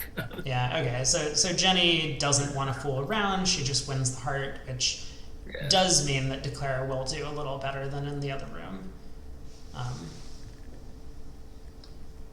Yes, this also probably implies that diamonds are not 4-4, because I assume this means that Jenny just knows she can win and beat the contract right then and there. Yeah. Yep. So Jenny has another trick to cash here, but now Yeah, dummy is up. uh, No king of spades yeah. for the defense. Yeah, so little disappointing given the combined high card count, but 5 imps is still a nice swing to their side. Yeah, yeah, definitely. Okay, board 42. So Michael has a decent hand that you're not allowed to open a no trump in the ACBL anymore. So we'll see a diamond opener. Ooh, this Yeah, obviously. looks You like know, we're going to have an exciting result. as we all know, if he were allowed to, he would certainly open his hand 1-0 Trump. I think even you might have resisted the temptation. Yeah, it's different when you So, have spades. so little. I think Michael's going to be a little surprised to see this 2 club call. Right, so what do we do now? I was Yeah, curious forcing the about the slipper. 3 heart bid. I mean, that seems pretty normal to me. We have excellent controls in all of the outside suits, and we're just kind of missing the top trumps, but partner probably has Yeah, I those. think our plan is to do this, get Trump set, and then key card at our first legal opportunity. Yep. And presumably, this 2 clubs could be a little bit suspect, but it's not quite as fake as Jenny and Shan's. It has to have at least 4 cards, because otherwise partner would have bid their 4 card suit, whether it was hearts, spades, or Right. diamonds. Oh, that's true. Over a diamond opening, you're correct. Yeah. So 3 hearts, 3 spades, you suspect key card immediately. I Maybe not, but I feel like South or East plan rather is certainly going to be the key card at some point. And 3 spades probably is just um, a temporizing bid, but who knows? okay, so Michael bids 4 diamonds. It sounds to me like that's not key card. He didn't alert it.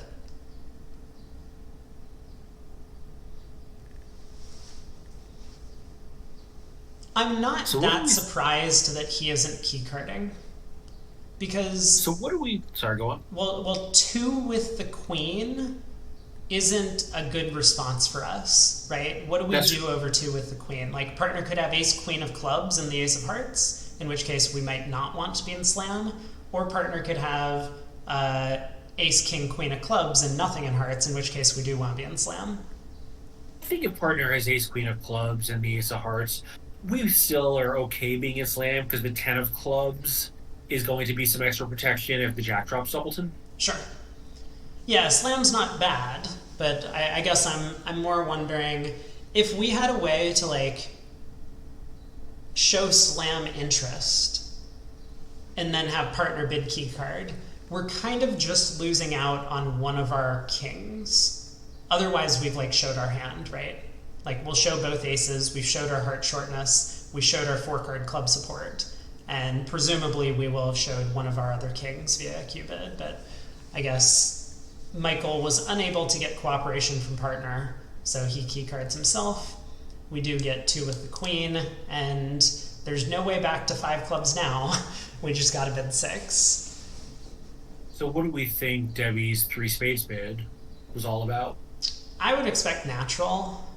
That tends to be the way that I think about it, where 3-level bids are natural, like showing shape. Yeah, I guess that's true, but obviously he's not looking for a strain because that ship sailed when we bid 3 hearts. Right. Yeah. So yeah, because it can be useful in these scenarios for our partner. For example, in this hand, right, Ace King third plays a lot differently opposite spade shortness than it does opposite spade length.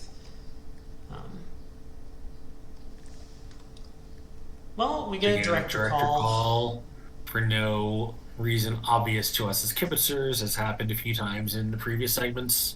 Yeah. And maybe the double of 4 hearts was low or something, but Jenny's on lead. I don't know. It's all a little odd.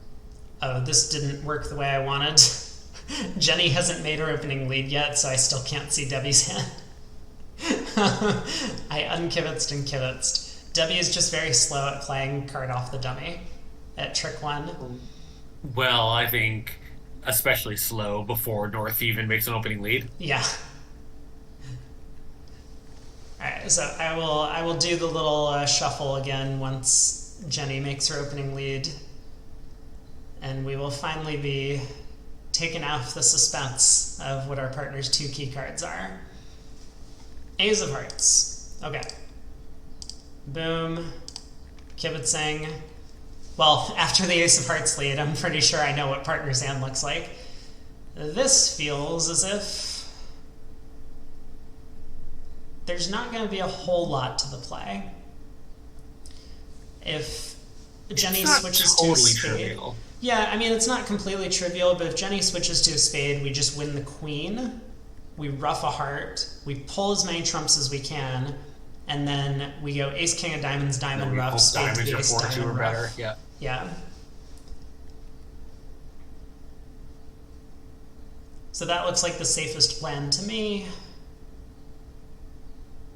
I do not like winning the ace of spades. And I certainly don't like doing it instantly in a contract like this. I think, this hand's a little bit complicated, and it's surprising that Debbie didn't take a little more time to think about what's going on. Yeah. Okay, well, clubs are 2-2. Now there's no issues. Declare can ruff their spade and heart in the dummy. So, 3 boards to go in this segment. And then for segment 8, we will be switching back to all 4 hands, or all 8 hands, in fact. So 13 imps, Rosenthal remains in the lead. There's going to be, well, currently 18 boards to play. Although we have a couple of comparisons from the other room. They're a little bit ahead of us. Hey, Tullio's. How's it going? He was preempted out of it, but another illegal 1-no trump opening by South. Yes, well, this one may be slightly more illegal than the previous Yeah, but one. actually, to me, this one is a little more attractive than the last one. All right. I hear you. Why? Because over Stamen you can deny a major suit and then play whatever. You open a no trump, they always lead a major. We're pretty happy about that. Yep. You'll just get a heart lead into your ace, queen, jack, 10-6. Yeah, South is on lead with king and a heart, and they're just like, well, how could this go wrong? So diamond, check a spade. Michael overcalls two hearts. Okay. That looks like a pretty simple bid to start off with. South makes a support double, showing three spades. Our partner jumps to four hearts. We are very excited about the way this auction has gone so far. The opponents probably have a minor suit fit, and they haven't found it yet. If they bid four spades, we can just crack them, and we're probably making four hearts. I think Yeah, everything's good. although somehow in the other room, I I can't imagine what hand this four. Like Shan obviously is a really great player, but this four spade bid, having shown his exact lane, seems very strange to me. If he has extras, why would he not double? I mean, the obvious reason is he has a heart void, but even Oh, then, it seems a little odd. oh, well, I think this shows spades and really long diamonds, right? Sure, but I don't know. It still seems like a very committal action. Oh, yeah, no, I mean, it definitely is. But your partner had an opportunity to do something over four hearts if they wanted. So, Right, but that goes both ways. That's an argument against bidding here. Also, I think, right? well, partner has suggested that they think four hearts is making, right?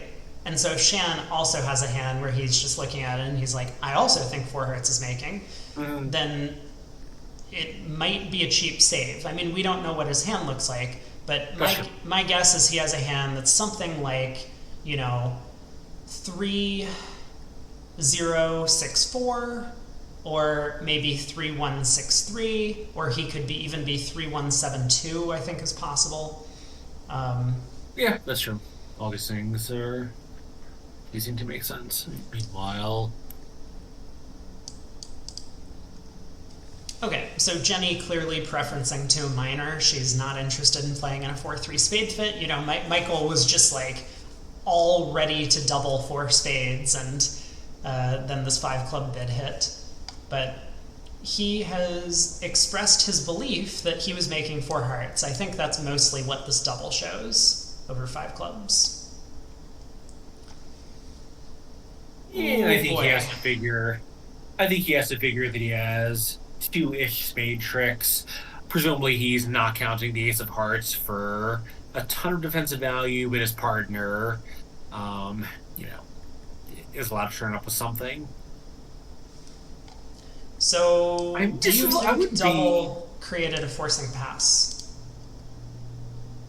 Ah, I don't think so, but Okay.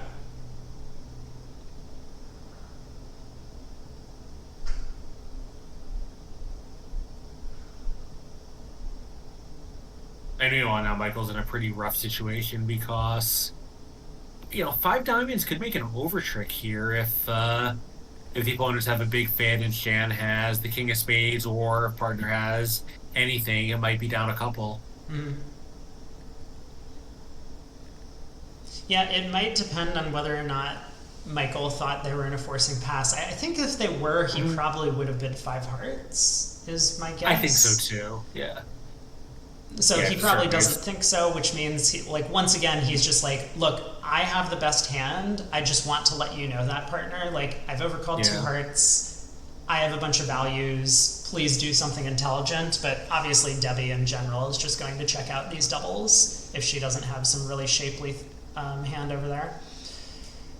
Right. Well, this is really scary. I mean, if Michael, and obviously he's going to be very happy to see only one hard and dummy because now he's pretty confident the ace of hearts is cashing, but they still haven't gone plus here. Yep. Yeah, so how do we defend this? I mean, the most natural defense looks like win the ace of hearts, just play the ace of spades and play another It's spade. a, Um, I, yeah, I that would certainly be my plan at the table and just hope that something good is happening in one of the minor suits right. or in spades where it's possible the partner has jack doubled in the spades. Yep. Again, not super likely, but hey, it's a little bit of extra vig for your side. Yeah, also, I will note, like, I think Debbie's lead of the King of Hearts, you can see, well, we can all see that she doesn't have the Queen of Hearts. This is a fairly common thing for players to do, especially against high level contracts. Like, you don't know if your partner needs you to lead something through the dummy. So you just lead your highest card. Your partner can decide who they want to be on lead Right. next. And so here Michael overtakes with the ace, goes ace of spades and leads a spade. And this could easily put Declare to a guess. He appears to guess correctly, sticking in the 10. Yeah, I think when Debbie leads that King of Hearts, she doesn't know it's going to hold because it might be rough, but she's 100% sure from all Michael's doubles that the Ace of Hearts is not in her opponent's hands. Yeah, and I mean, sometimes it is, but, you were going to lead a heart anyway, so it's not like you're Well, giving up a trick. when it is, that's good for you because it means partner has the hand beat in the other seats. Yeah. Okay, well, now here's where we have to think a little bit about Declare's hand. I mean, maybe. I suspect this is just going to go to the ace, and Shan is going to claim. I think this is the part where we avoid revoking and hope partner has a trick. So it'd be very embarrassing on a hand like this if we doubled and well, I guess we actually did take two tricks so we captured two aces, but the King of Hearts had held. If partner had taken more tricks than us to beat this hand, it would be a little embarrassing. Yeah. Yeah, so Shan started with what? 3-1-7-2. So we have to hope the partner had the King of Clubs. And it feels like she must, because otherwise, why is Shan not just claiming? Right, yeah. Shan is just claiming. So the defense here is not going to be particularly difficult from our side. But this is where counting is important, right? So you counted out Shan's hand correctly. I mean, we know this from the auction, but also from the early play that Shan has 3 spades. He started with at least 1 heart. But if he had a second heart, he would have roughed it in the dummy earlier. So he can't have 2 hearts. And if he did, there's nothing. And if he did, there's nothing we can do about it. We're just squeezed. Yeah. Although I mean, partner might have the heart covered. But yes. Right. That's true too. Partner was have the 8 of hearts. Yep. So Shan plays the King of Spades, and now we are going to collect the last trick with the Spade Queen. Partner did start with King Doubleton of Clubs, it looks like, or King Third of Clubs. King Fourth. Oh, there were only 6 in dummy, I'm sorry. I'm not counting dummy very well. But yeah, this is the type of hand that I thought Shan might bid 4 spades with in the auction. So nice result for Rosenthal there. They went plus in both rooms, doubling the opponents when they got a little bit too high. And 2 boards to play in this segment. 4 hearts had no play at all. With the spade off, you lose the Ace of Clubs, King of Spades, and 2 top diamonds. Yeah. Yeah, diamonds 7 222 around the table. Spells doom for that heart contract, despite having 11 trumps between your hands.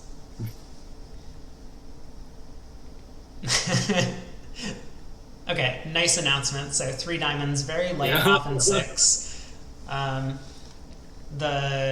guess there are 2 main reasons you can do this, right? It's basically that your 2 diamond opener has some other meaning. So it could be flannery or multi, or I guess if you were playing precision, it could be precision, but this pair is not.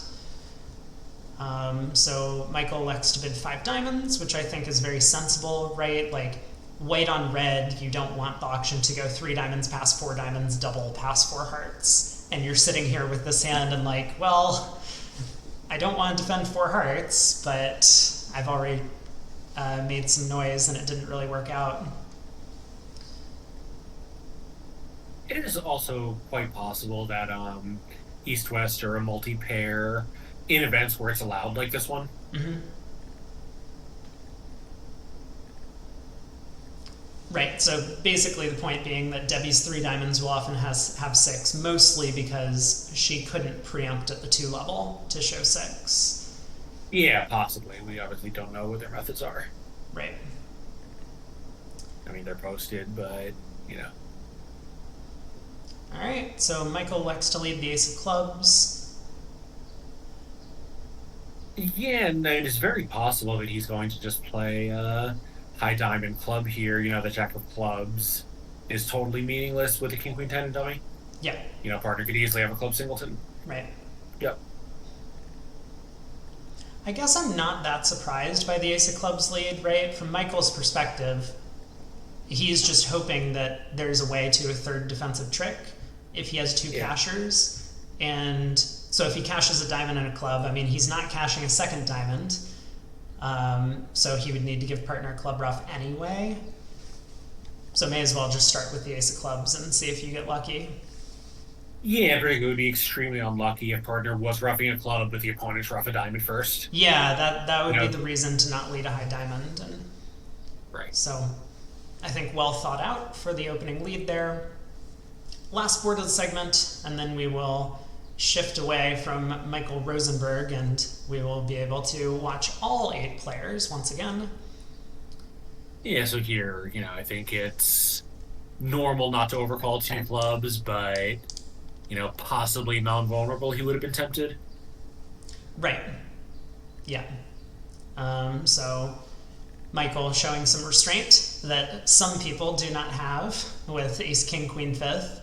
He's quite content to just pass. Maybe he's on lead and he actually gets to lead a club, or maybe his partner is actually able to double in and he can biz clubs later. But he's not really willing to risk a 2-club overcall and hear it go pass, pass, double, all pass. That would be just a really, really rotten result for him on this hand. Yeah, or even all pass would be horrible too, where it's a part score hand and there you are going for 300. Yeah, yep, exactly. So north-south here. Our east-west have bid all the way up to 3 spades. Looks like they got to the same spot in the other room. Michael on lead, of course, going to try a high club. And we see this dummy. So what do we do at trick 2? I mean, my temptation is to switch to a heart. That feels like the simplest way to defeat the contract. If partner has the heart ace, we can start getting roughs. But Michael elects to continue with the ace of clubs. I think he's probably hoping that the Declare concealed a very, weak 4-card club suit. But This no, I was feels thinking that weird maybe to me. Cashing 2 clubs and then switching to hearts. Yeah. Yeah, I guess maybe possibly to force partner to return a heart at trick 3 if she wins the ace. Yeah, I mean, I would be mildly concerned that I might have 2 heart refs immediately if partner has the jack doubleton of clubs or something. But okay, well, I mean, Michael elects to cash 2 clubs, switch to hearts, diamond to the queen and dummy. Yeah, I do agree. It's a little odd, but I think Michael, his presumably one of his priorities is to make sure that his partner knows, despite not having led it at trick 1, that heart is a singleton. Mm-hmm. Yeah. This is a little odd too. I mean, Debbie obviously has the ace. Feels Right. like it's a little strange for her not to win and give partner the rough that he was asking for. Yeah. I mean, I have a suspicion what's going on, but this is part of the UI that we're not really allowed to know this. Presumably, Debbie has ace third of diamonds for this tank, right? Right. Well, so we gave count, and it's not really our job to do anything else anymore, right? Like we have showed partner all of the information that she needs to know about the hand. So Debbie was able to prevent communication in the diamond suit, presumably. And now our partner gets to switch to hearts. It's worth noting that you might look at this and think that it's possible we need to rough this trick and give partner a diamond rough, but I don't think Declarer would have played the hand this way if that's what was going on. He might have played the first diamond, but definitely not the second. Right. So we can be pretty confident that Jenny holds the third diamond. We've seen declare a follow with two clubs, and we've seen declare a follow with two hearts, which means There's that also sorry. so now Jenny's going to show out on this heart trick. So there's also the inference if partner understands that we have a singleton heart, and we have to assume that she does. If she wanted us to rough the heart and give her a diamond rough, she would not have played the jack. She would have just played a low one. Yep. Yep. Also true.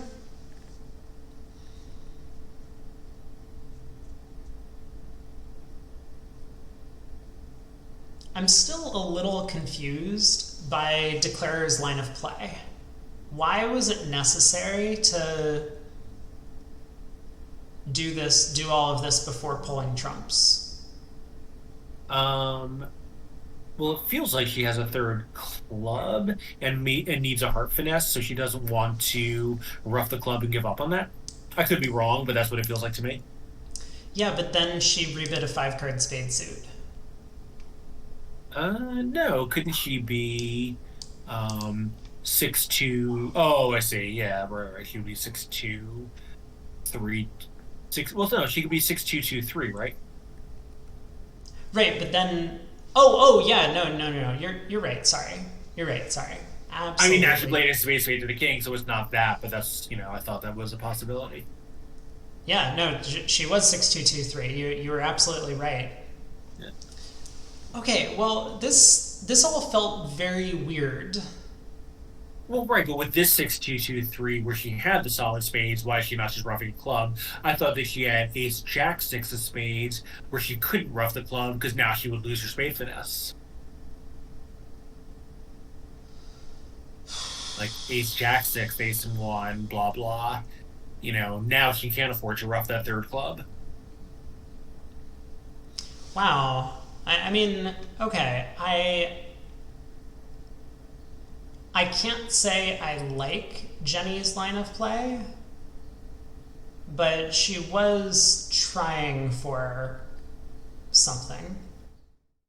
This match is starting with a fairly normal push in 420 and four spades, so this will not give Mullins any of the help they were looking for. Millens, sorry.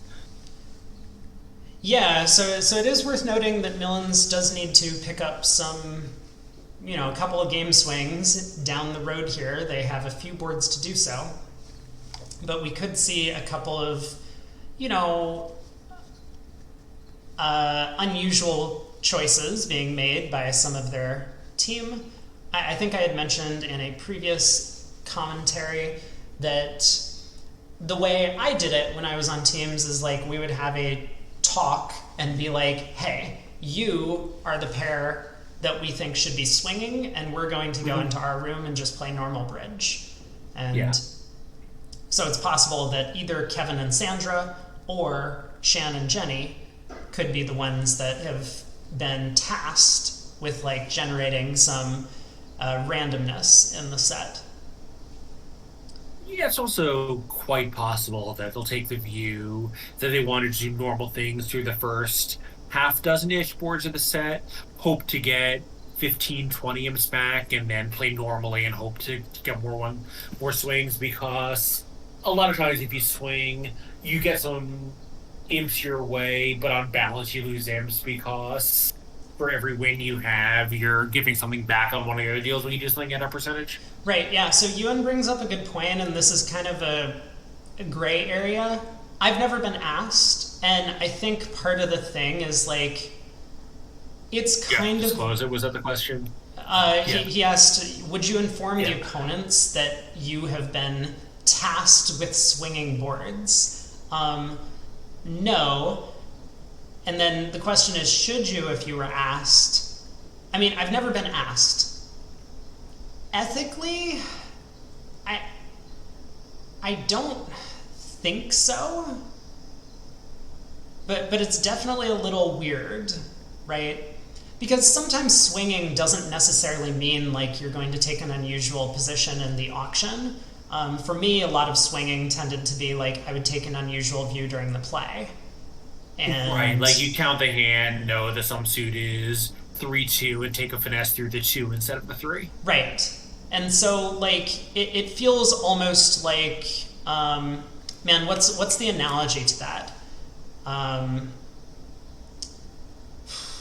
where if you've played, so I guess you could say like the whole Meckwell have played together, or in the past. I mean, they no longer play together, but like Meckwell played together so often that they would frequently know what their, like, a bunch of subtle inferences about their partner's auctions, and I think they're allowed to know that because that is the gain you get from playing with a partner for a very long time, and you're not required to like announce your partner's bid as like, oh, it shows this hand, but in addition, like 70% of the time, I expect him to also have this kind of unusual feature, right?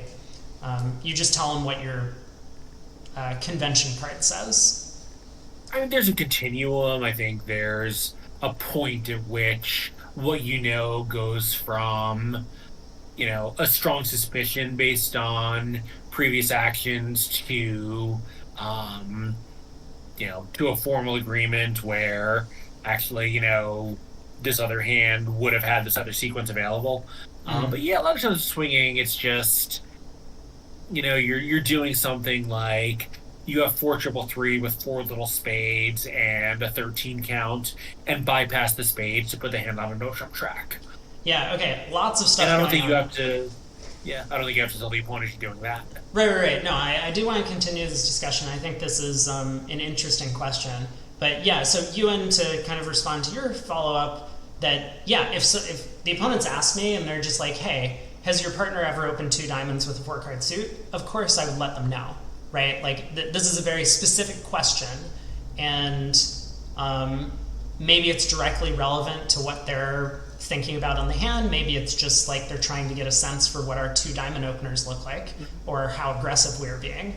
But yeah, I would answer that, but I wouldn't be like, hey, my mindset on this hand is that I'm down 40 imps and I feel like I need to generate a result, and therefore I'm going to do something unusual. Like, that's something that they're not entitled to. They don't get to know that information. Also, we're talking about an all expert match. Everyone knows what the side that's behind is going to be doing with 15 boards to play, 10 boards to play, and 5 boards to play. Yeah. Yeah, I said it was gray area, and it definitely is, but it feels more related to yeah, V8 made a good point that 6 no trump could have gone down if Jenny on the previous board in the blue room had led a heart. She did not. Very difficult from that hand. Yeah, I mean, she went with a passive lead, which might seem pretty sensible on the opponent's auction. And by the way, it better be. Yeah. By the way, it better be the 10 of hearts, because on a low heart you can duck it. Oh, I wasn't aware Declare had 9 and 1. Yeah. Yeah. Okay. That's that's very tough. That is very tough then. But I mean, on a low heart lead, Declare would have a really, hard guess in the play. But a low heart lead, double dummy is not good enough.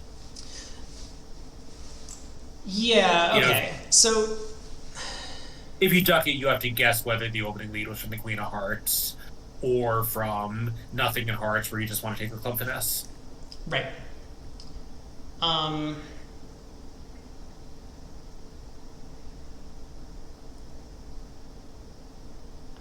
It is a very difficult question. Like, I'm certain that you do not need to disclose any of this information. Like, it's not.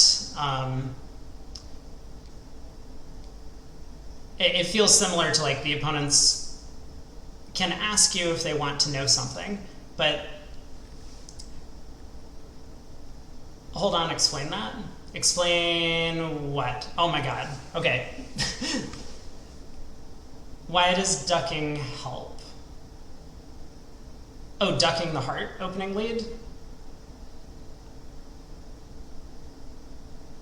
Well, if Declare had 9 and 1 opposite ace jack third, and North happened to have the queen 10, then when a low heart is led, you duck, South wins the king, and you can finesse the ace jack. You have the option to do that. Declare also could have taken a club finesse. There were multiple lines of play Declare could have taken. But even if the 10 of hearts gets led, Declare would still duck the opening lead to maybe rectify the count for a potential squeeze. Because Declares in 6-0 could afford to, could lose one trick and could still fall back on the club finesse, or could elect to, maybe cash the ace of hearts and play for some sort of squeeze in some end position.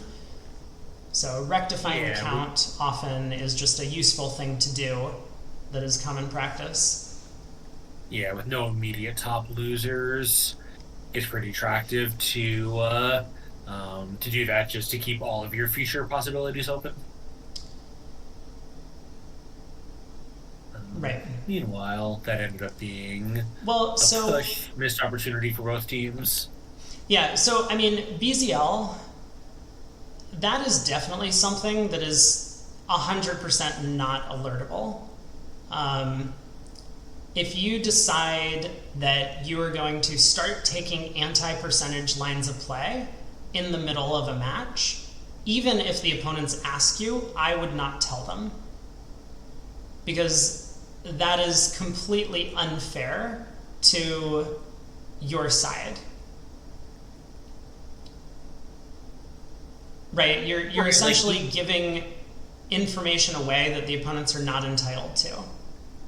I mean, by definition, Declare can't have partnership agreements. Sure. Yeah. So in that particular scenario, I would say that, if all you're doing is just being like, I'm going to start taking slightly anti-percentage views when I play the hand, or when I'm defending a hand, then this is something the opponents are going to have to work out through playing against you. And it shouldn't really affect their play. So this isn't really gaining you an unfair advantage, right? You're doing something that's anti-percentage. All it's doing is adding volatility to the hand, but it's not increasing your expected reward on any particular hand.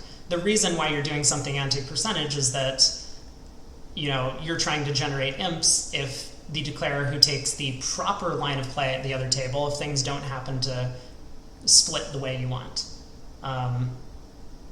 Yeah, I think the ideal situations are where you have a 45% play and a 55% play. They're mutually exclusive. You're playing in a red game. Your anti-vig in imp terms is only an imp or an imp and change.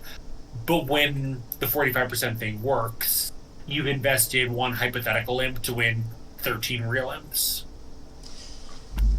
Yeah. Okay. So V asks, does 3-0 have any chance here? I will get back to this conversation. I find this kind of discussion interesting, but I do want to look a little bit. So does 3-0 have any play in the blue room?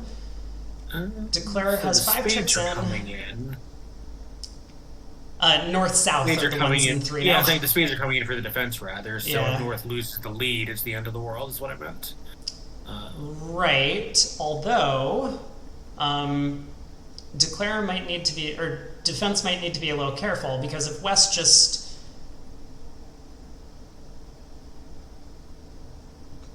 Declare only has 7 tricks. I mean, if Declare was able to cash another heart and then exit a spade, the defense might have some work to do. Right.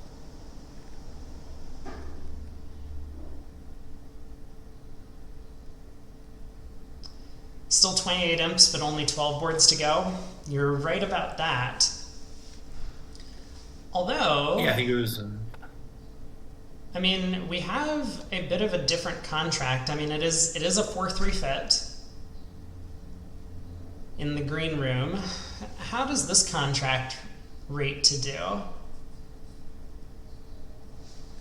Declare has lost a spade trick. He's going to lose a trump trick just per force, even though the king is on side. Gonna lose a diamond trick. And it looks like has a club loser. So it appears as if 4 hearts is going to go down 1. Now I think Jenny has done fairly well on her hand. to end play West, and Debbie just going to cash out the spades, not wanting to risk anything.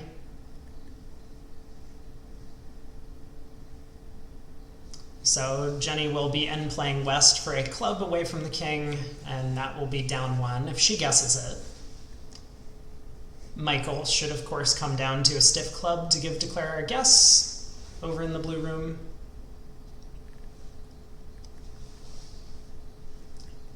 Y'all are talking about a tiebreak, and I don't think a tiebreak is going to happen just yet. Linda Lewis played a horrific Moisian today. Ace 4, yeah, the 6-0 fit. We were looking at that hand. That was a crazy hand. We do see the end play concluding in the blue room here. So Jenny gets out for down 1, as I kind of expect 4 hearts to also be down 1, but we'll see. Maybe Chris can work some magic on his hand. I think it's going to be pretty tough to find a 10th trick on these cards. Yeah.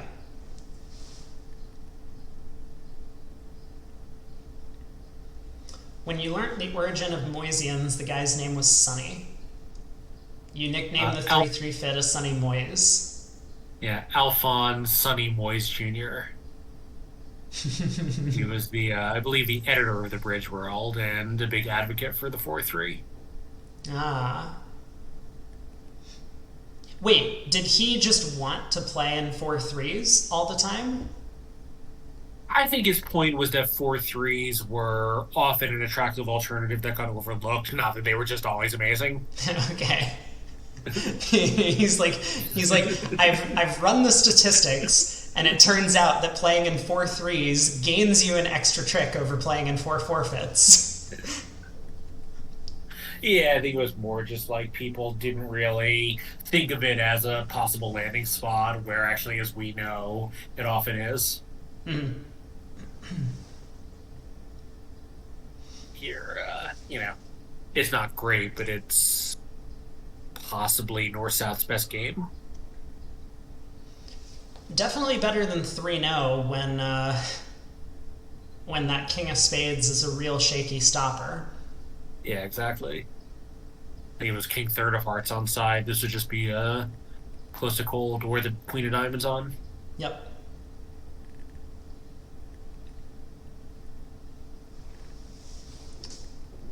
Well, Chris is going to end up down 1. I mean, again, West has a natural heart trick, and Yeah. I mean, even if Sandra doesn't work out the simplest defense, which is just to put a club through right now, setting up partner's king, Kevin will be able to rough in on a diamond and just exit a trump, throwing Chris into his own hand, and he'll have to lead clubs for him. So, blue room, we do have a game contract. Jenny and Shan bidding to 4 spades, although that looks like a fairly normal spot to end up in. The 4-1 trump split might pose some problems for Declare.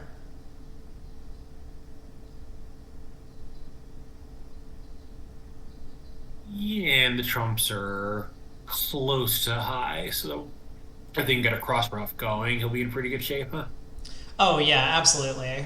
Absolutely. I wasn't even looking at that, but that seems like a much stronger play than to either try and set up the heart suit or something else. So, Shan, Shan so now he has, rough 2 diamonds, high, cash the ace of clubs, rough 3 clubs in your hand, and that's just 10 tricks. Yep. Yeah, now as long as the ace of clubs cashes, he'll be able to just claim 4 more tricks on a cross ruff. So this is trick 5, the ace of clubs will be trick 6, and then he can claim 4 high trumps on a cross ruff. So Rough a club, rough a diamond with the king of spades, and still have 2 trump winners.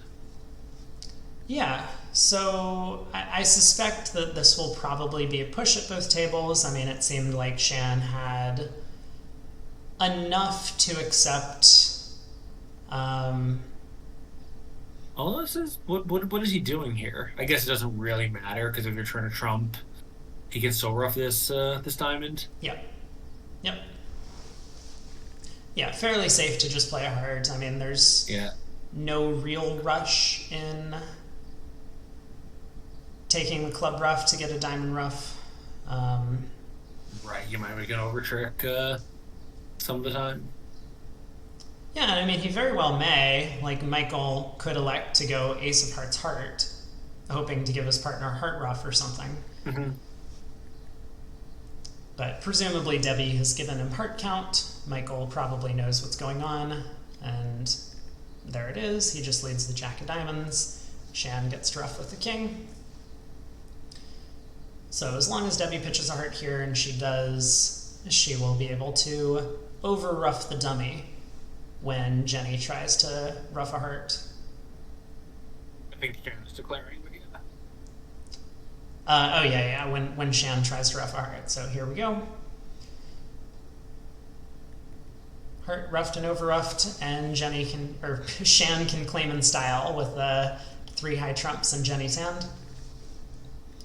So 4 spades been made. Again, we expect it to be a push, but that has some potential to be a pickup. Shan's hand was fairly minimal with just an 8 count. So in the other room, I'm not sure what happened, but Chris looks like he's now going down an extra trick in 4 hearts, so he'll lose a couple of imps to the 3 no trump down one. Hmm.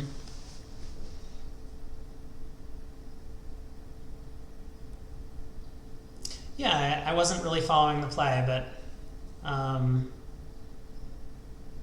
think Kevin can rough this, tap declare with the queen of spades. He still pitch a club, and his hand will be high. right. But Kevin better rough this, because if not, Declare could take a club hook through east. So Kevin works it out. He does. Which will still be down one because he's got the high trump, but yeah. Yeah.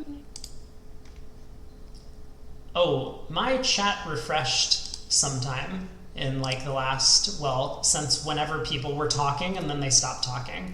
I'm sorry if people have been chatting at me and I just haven't responded to comments.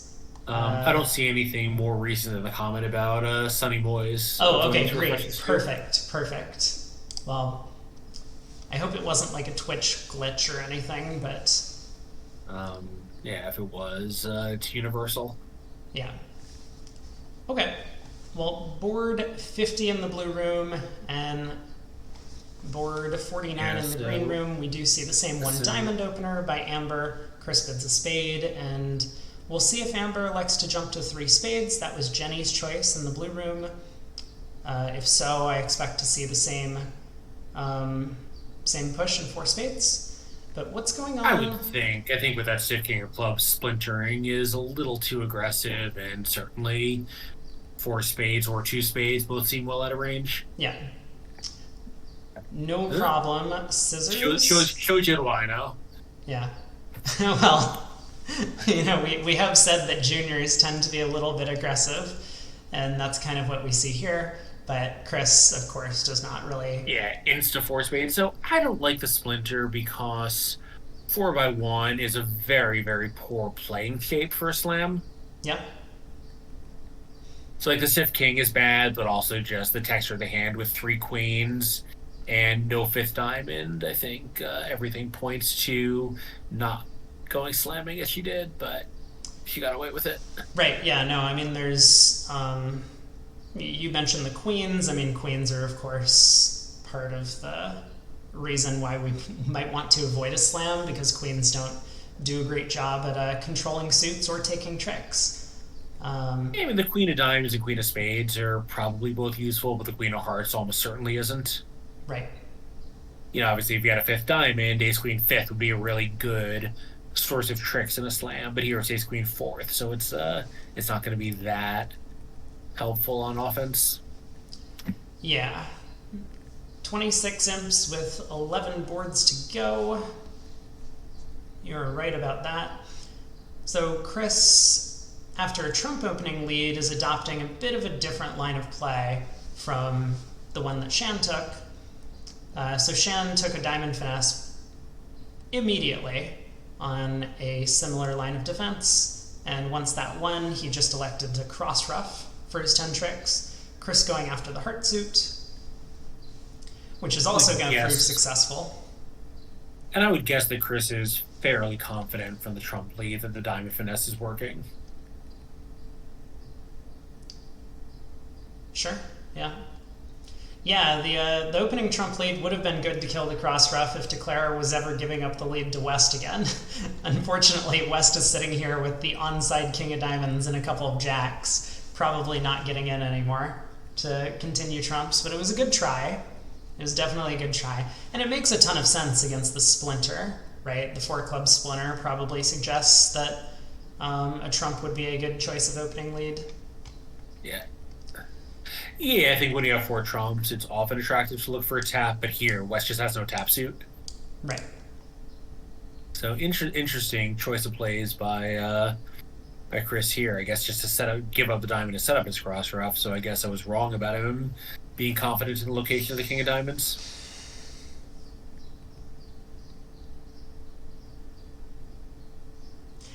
So he's not going to get in trouble on this hand when the king of diamonds comes down and the jack of hearts is on. But we had talked a little about this possibility where if Sandra actually had ace king jack of hearts, I think Chris would be in a lot of trouble right now. He was falsely led to believe when he played a heart to the 10 that the jack of hearts was on side, but Sandra with ace king jack of course could have won the king from that holding. Well, I can tell you from years of experience of hearing Chris talk about bridge, there is no chance he would ever play a woman player to make that play with ace king jack. Wait, who? Chris would never play a woman to make that play with ace king jack. Oh my god. Okay. Well, I am exaggerating, but only by a little bit. Yeah. So, but I think it is true, but I think it's just fairly reasonable to play the heart finesse to be working after it goes low king. Like, yeah, it might not be, and if it is that way, then you congratulate them on a nice play. But most of the time, things are what they seem. No, that's definitely true. And it's not as if Sandra with king jack third would have won the king.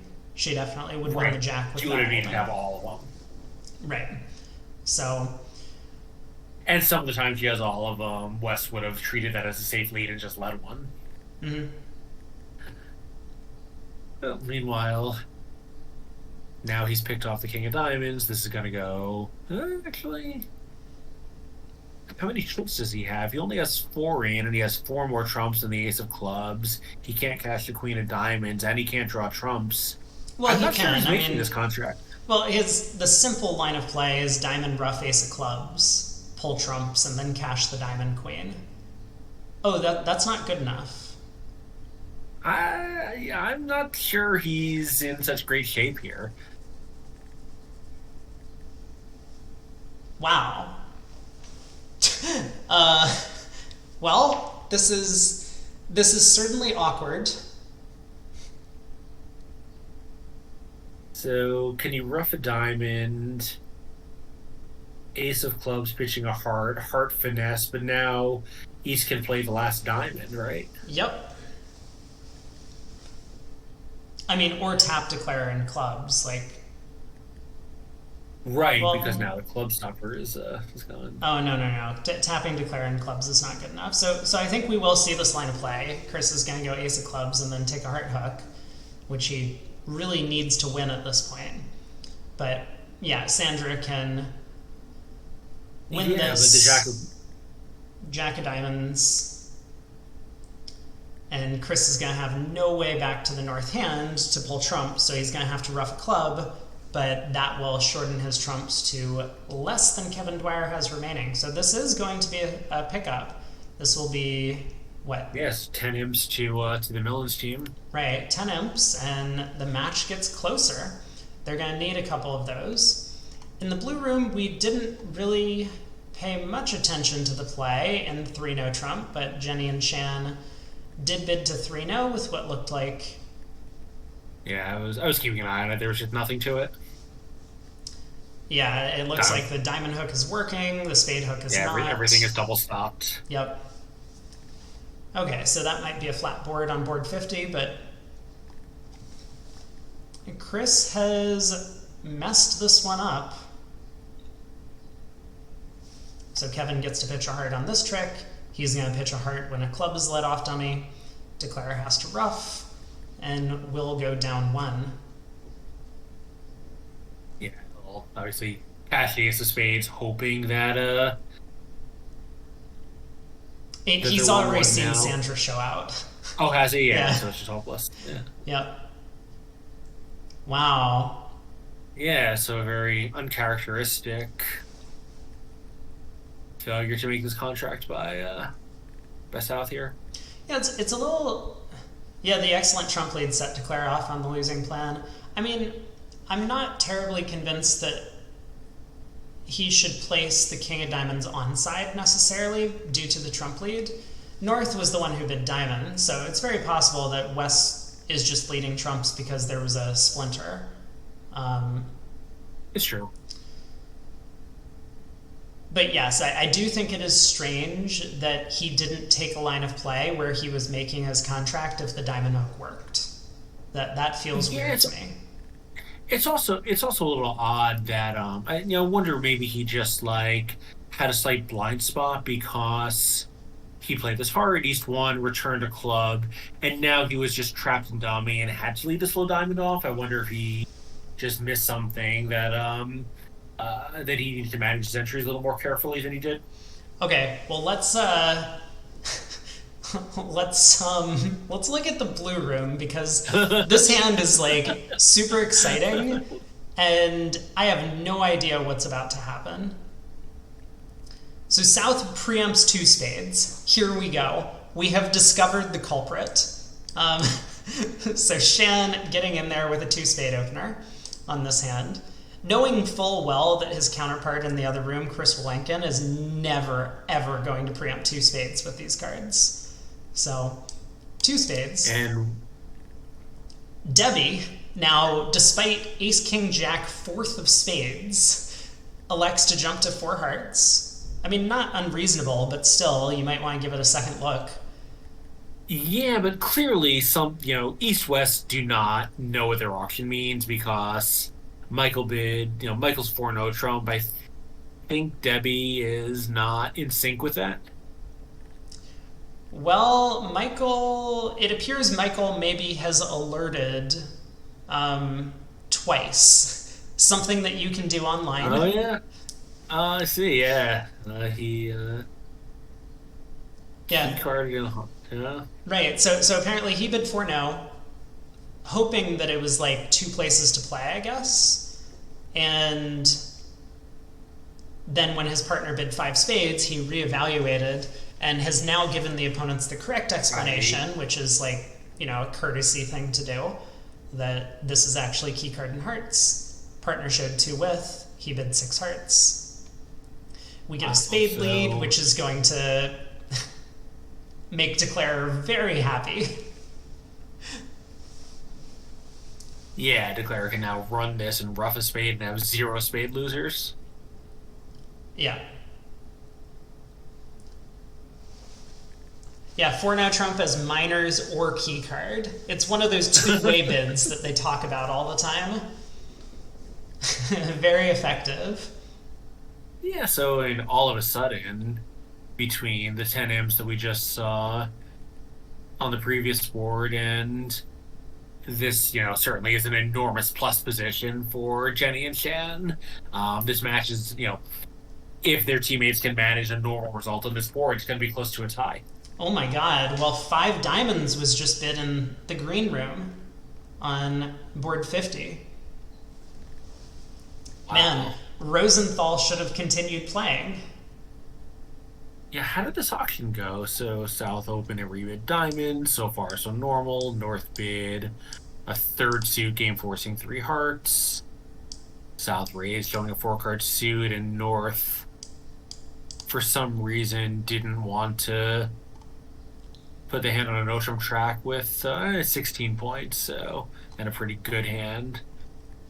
Three card support. Yeah, I mean, every decision at every step seemed kind of normal, but it obviously ended up in the second best contract. Yeah, well, I mean, Chris didn't rebid a no trump. He rebid two diamonds. Right. Which is kind of understandable, given his texture and no club stopper. Sure. But that might have put his partner off to the fact that no trump might not have been the prime choice anymore. Yeah, and obviously if you're sitting there as North with that hand opposite a likely six-card diamond suit, you're going to be pretty optimistic about your prospects. Yeah. Okay, so the diamond hook works. That's good news for Declarer, but the bad news, I think he probably is going to make this. Wait, hold on. Maybe he needed to play a diamond to the queen if he was making. I mean, obviously, running the nine of diamonds, I think, is very sensible. But Yeah, maybe from a double dummy perspective, he really needed to take the diamond hook in hand.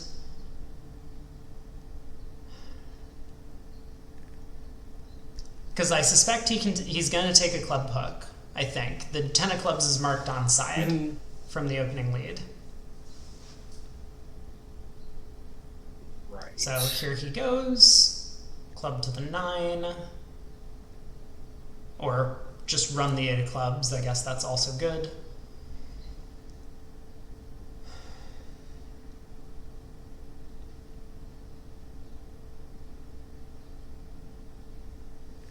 Okay, so we get to ruff a heart, and now what happens? Ace of clubs, East has to follow.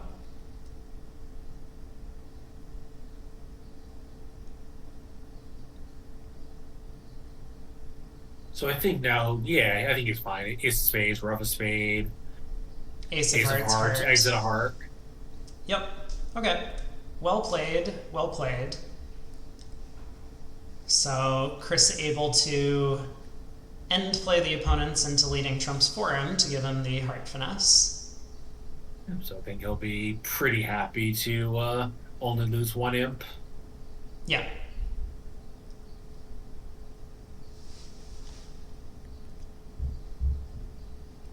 Well, I don't think we're going to see a new leader because of the 6 heart doubled hand, but it is probably going to be some sort of swing for Millens, but we'll see what happens. Yeah, So, I think. as expected, Chris does not open 2 spades. And now Yeah, I what? think if East West could just manage to get to any kind of a plus score, they're going to win a pile of imps. Such as 2 clubs doubled. I don't Two clubs think doubled we, would not be a pile of imps. yeah. Well, I don't think we go after 2 clubs with East Really? hand. Why wouldn't I? Doesn't it do? just go 2 clubs, pass, pass, double, all pass? I mean, you start 4 and with no, nothing outside and a stiff heart, you're pretty confident the partner does have outside tricks. Yeah, I mean, I might be worried that we're just like making stuff. Come on. We are red. They're white. I mean, I expect 2 clubs to go possible. down. Yeah, I think, when partner has a 4-card diamond suit, I think you're right, but, some of the time partner just has a bunch of stuff and you collect a colossal number. Mm-hmm. And meanwhile, Sandra does go after penalties, so I think Chris certainly has nowhere to go, even though he's going to be, mentally counting off the imps he's conceding. Yeah. I mean, I guess so. One nice thing from Chris's point of view is his hand is like obviously his teammates have a disaster, but from his point of view, his hand is so weak that this might just be totally normal. Yep.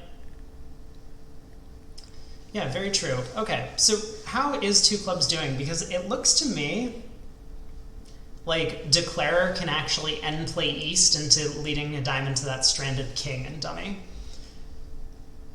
Declarer can basically just like cash both red aces and then exit a club. And east is going to be in. Has no Yeah, spades so to lead. East. Right. Yeah, East can't really get out of her own way.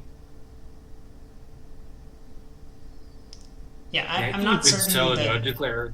Yeah, like I don't know if Declarer will take this line of play because it.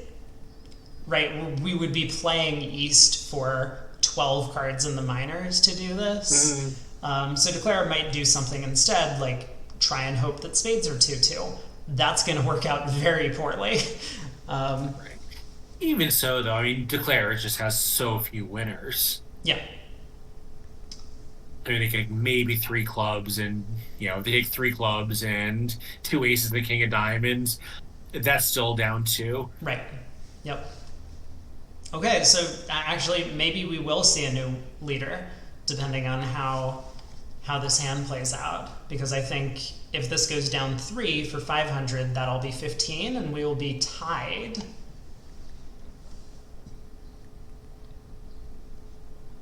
Uh-oh, Scissors has said 1100, or is that 11,000? Hold on.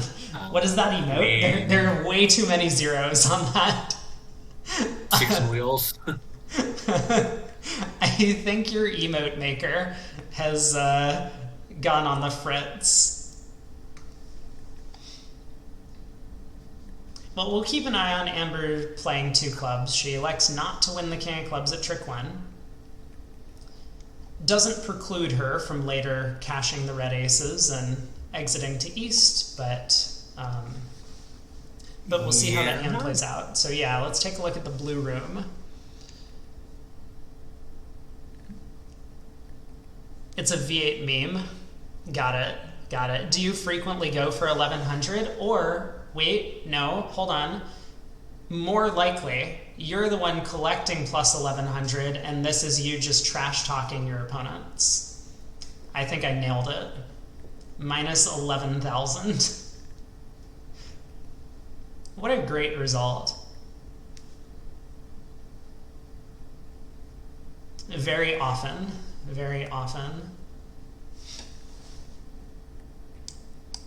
So North opens a club in the blue room. We get a diamond by South. Ooh, South has a big hand. I wonder if they're going to be able to find something. It looks like... Yeah, and they're off to a pretty good start in this auction. I think 4 hearts was key card. Yep. Mm-hmm. So both black hooks are losing. Slams aren't going to make on the North-South cards. But... I mean, 6 diamonds at least has some play. Yeah, 6 diamonds is an awfully good contract, despite the fact that it's not going to make. Yeah. Scissors, I would never double V8. She seems like a stand-up gal. Sometimes you just know. Like, you look at someone and you're just like, this person has a very doubleable face. But V8, no, definitely not. I could never go after as predicted, Amber is going after spades, and this is really not going to go that well for her. Yeah. Yep, so Kevin quite thankful at this point that he's going to be able to cash some spade tricks, which I suspect he probably will. I think he's just going to exit the Queen of Hearts while he still has spade entries. Well, what spade entries? He's never taking another trick if he exits the Queen of Hearts. But yeah, well, right. except that he knows that Declare is going to be hand locked. Yeah. No. No, I think... think... he's cash 1, let partner pitch the heart, and now leave the Queen of Hearts. I think it might be the play. Who's ready for hair care? Aaron, don't be like this. If this is a meme about me going bald, I actually have no idea what hair care is. Harry Carey? This is Rosenthal committing suicide over 3 boards. Well, the issue was they put the sponsor back in. And by the way, the sponsor won 20 imps for them, which the pro pair is just given back over the last 2 boards. No. That's what I mean. In the 8th segment, Yeah. for whatever reason, they put the sponsor back in. Oh, well, yes. So, yeah, Harry Carey. That's the one. Yep. So for some reason, Sandra has not pitched her singleton heart, which looks a little odd to me. I think she has to know at this point the partner. Oh well, Kevin pitched the king of hearts trick one. She knows what's going on in the heart suit. Right. So keeping that singleton heart seems odd. Well, she's trying not to get end played, right? If she pitches her stiff heart Right. and declare wins the ace, then he's going to have Amber is going to have no option other than to just like exit clubs to east, who's going to be end played into leading a diamond to that king.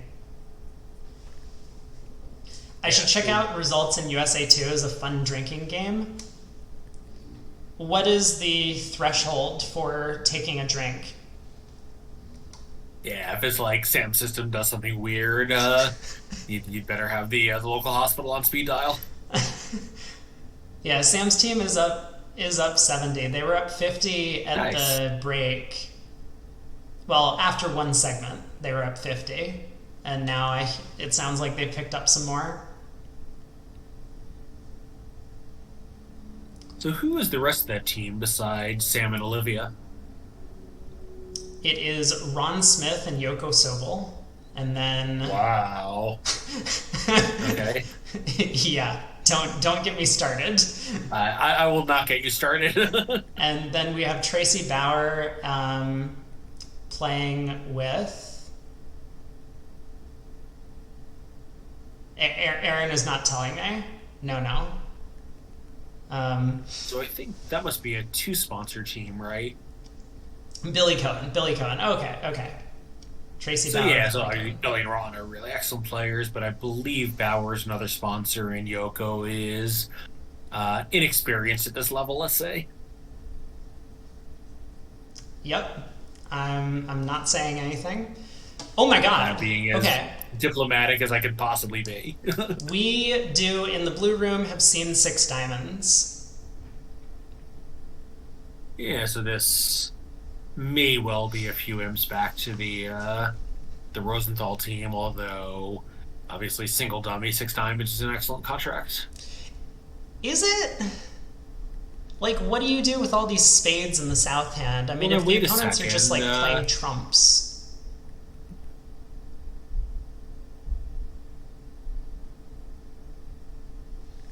So what was the opening lead here? I guess it was a heart lead, looks like? Yeah, heart lead to the king and ace. Oh, king of hearts to the ace, of course, and then a spade finesse and losing. Tracy, so Scissor says Tracy was called in to fill in for the new ACBL president. Oh, that would make sense that Billy and Bronya were supposed to play together. Aha. They're, I don't know how much bridge they play together, but they're obviously life partners, so I'm sure more than none at all.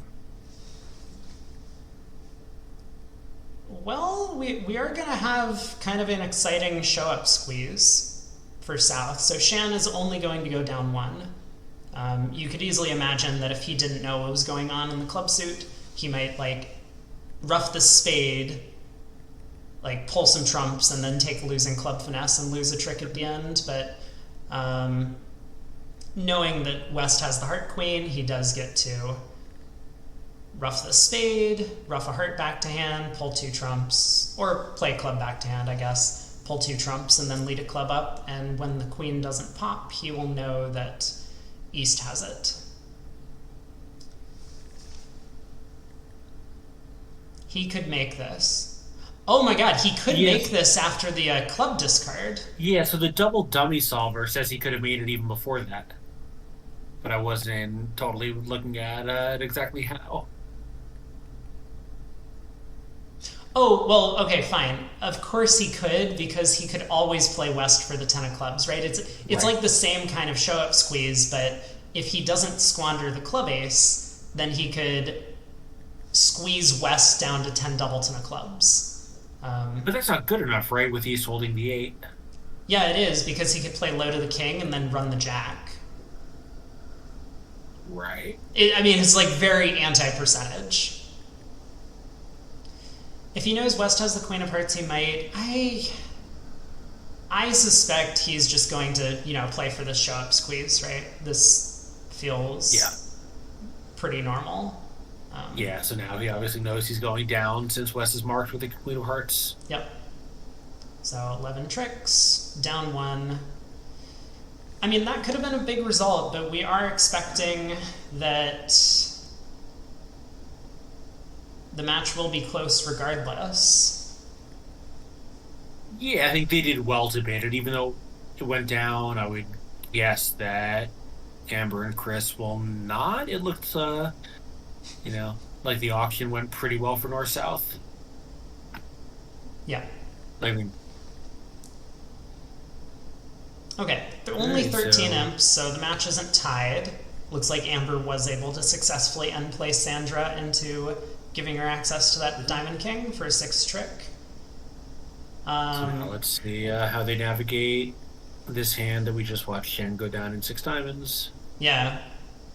Yeah, so this could be a swing. We'll see if Chris and Amber just stay out of the slam or if they also get pushed up a little bit too high. I mean, Chris has an excellent hand here as South and sees his partner open the bidding. Yeah, so they're off to a reasonable start with North not opening a strong no trump, Yeah. which I think would just put South onto a no trump track that would be hard to get off. Right. So a club, a diamond to start. Pretty normal to bid your long suit when you're game forcing like this. Chris can of course show his spades later if necessary, or he could elect to never show his spades once he finds out they don't have a spade fit, depending on the agreement about a no trump. Right, and South obviously has a strong playing hand, but opposite a limited one no trump rebid, he's going to be a little cautious about getting too high. Yeah. So I want to take a quick look in the blue room. I don't know if this is interesting, but I see a lot of red cards being thrown out. So a diamond by North, East overcalls a spade. All of this looks relatively normal so far. No trump by South, also fairly normal. Pass, double by Michael. Pass 2 diamonds. What is 2 diamonds? Yeah, so I think East double is take out of diamonds, a little aggressive, but he does have the right shape for it. 2 diamonds. 2 diamonds appears to be pick a major, right? If Michael is 5-4, then they'll end up in hearts, and otherwise they'll end up in spades. So meanwhile, Chris has made a game forcing 2 diamond bid. Amber showed her 4-card heart suit. Chris is now saying it was based on a 4-card spade suit. Amber showing her diamond fragment, and I think Chris has had enough at this point. Yeah. So I think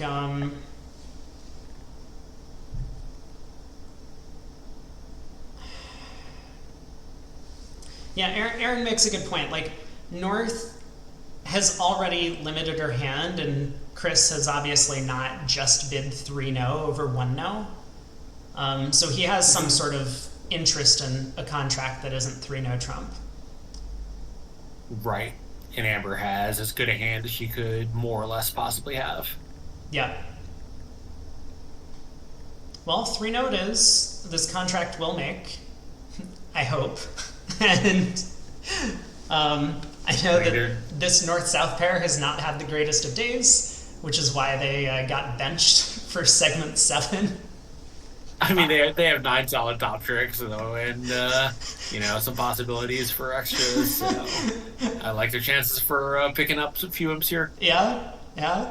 You don't think this is a 10 of hearts to the queen? Declare wins the ace, tries a spade hook, a low heart comes back, and Declare ends up losing. Yeah. 8 of hearts, 5 of hearts to the 7, and Yep. I mean, still not down I yet. think they're still getting a plus score at that point. And then takes the practice finesse and clubs. They Still can't they nine can't aces. Where have you been all day, Aaron? Did you do commentary earlier? Maybe this was not the match that you were following, but we've been here all day, and you like coded 10 and 9 leads when you're declarer. Oh, you mean as declarer, leading 10s and 9s, coded to let your partner, the dummy, know what you hold in the suit? That's a clever signal. Okay, hold on. We're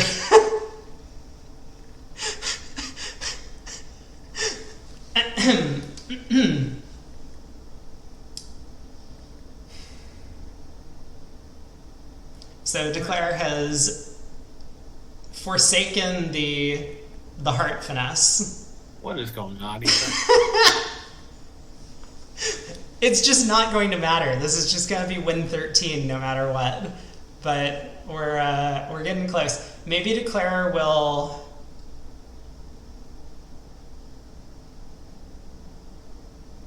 play a club And to she the might she 9. actually might she might take the club finesse now because it's free. True, yeah. No. I had come up with a line of play where declare goes down. Club to the 9, hooking, cash the ace of clubs, club to the jack on the way back. You lose 2 club tricks. All right, well, I did predict that one accurately. Okay, yeah, there is a club hook. All right, so this looks like it's making 4 now. I think he's will just play a heart, cash your partner's king, and declare has the rest. Right, but just why, if we were going to win the heart ace on the second round, did we duck the first trick? Like, I'm certain ducking the first heart trick means we're just taking a heart hook on the way back.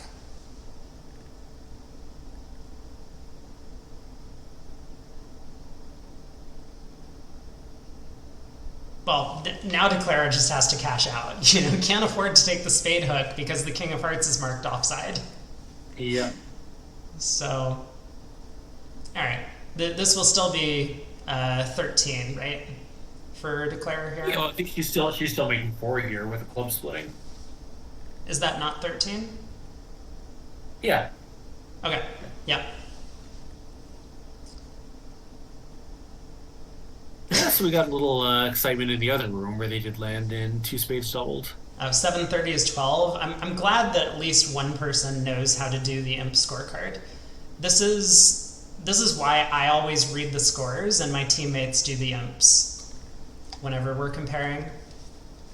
Oh my god, yeah, 2 spades doubled. Like, the hits just keep coming. So we had seen this 2 diamond bid by West, right? North made a double, presumably showing natural diamonds. Pass, Debbie redoubled.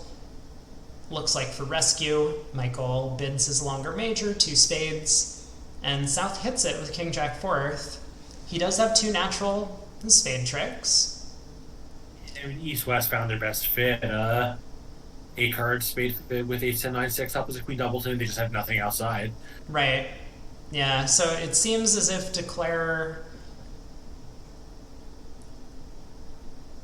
should come to 4 spades, the ace of hearts, and probably a club trick. I think it looks right to lead a club to the 9. Yeah, so he's still gonna lose 2 hearts and 2 clubs and a spade, and he's already lost 2 tricks. Yeah, but it's very possible that Michael elects to cross to the spade queen and lead a club to the king, just playing the opening bidder for the club ace, and then he'll go down an extra. Maybe.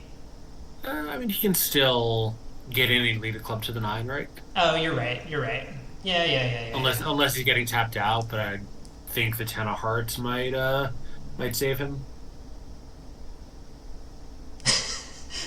Oh yeah, Aaron says his first words to new teammates is read. You're absolutely right. We would make good teammates then, because I could read the scores and you could just tell me what number to write down. That would be great. There is nothing more annoying than coming back and comparing, reading the score, and having your teammates look at the imp scale every single time. Yeah, I think Craig, you imp fairly well Yeah, sometimes. because Yeah, I do it pretty well because I have a very good sense of which ones I'm 100% confident in and which ones I need to look. yeah, yeah, yeah. So, like, I need to look once in a while, but, most of the time I just know what it is and I'm right. Right. Yeah, V8 says six diamonds always makes. Six diamonds It, always it makes. it it technically would have made if Declare played double dummy on that board. So I think Yeah. you're absolutely right. It does always make. Yeah. Deep Oh, finesse always makes it is not the same as it always makes.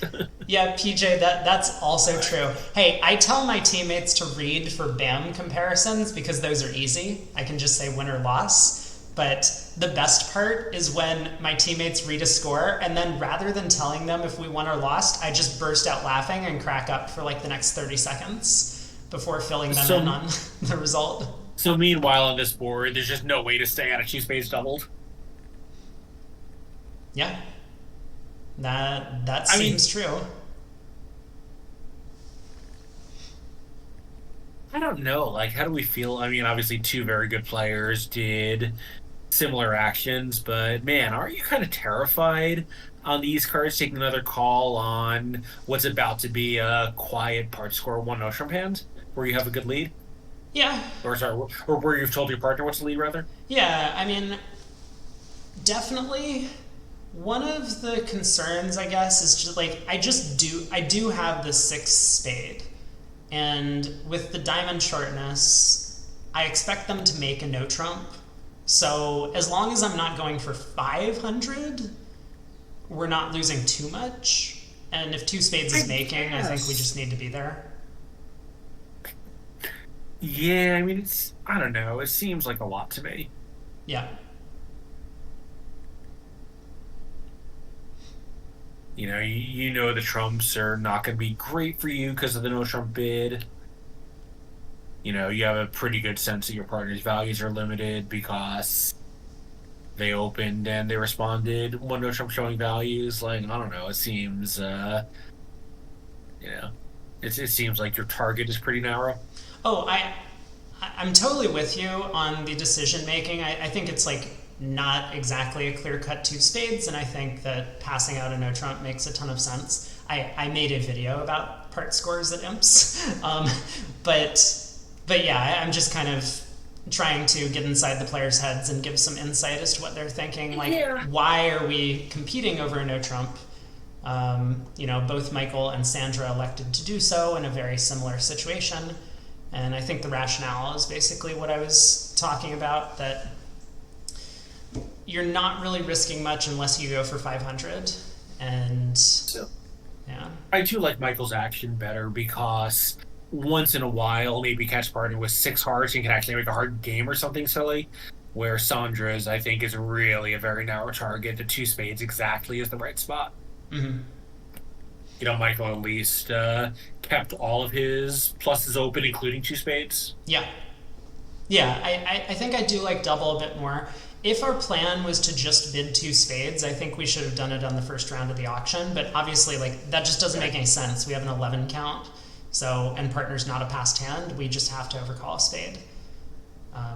So I do like Michael's actions a little better than Sandra's. But so Aaron asks, most people play double is takeout over a no trump. So 1x, 1y, 1 no, double as takeout. Um,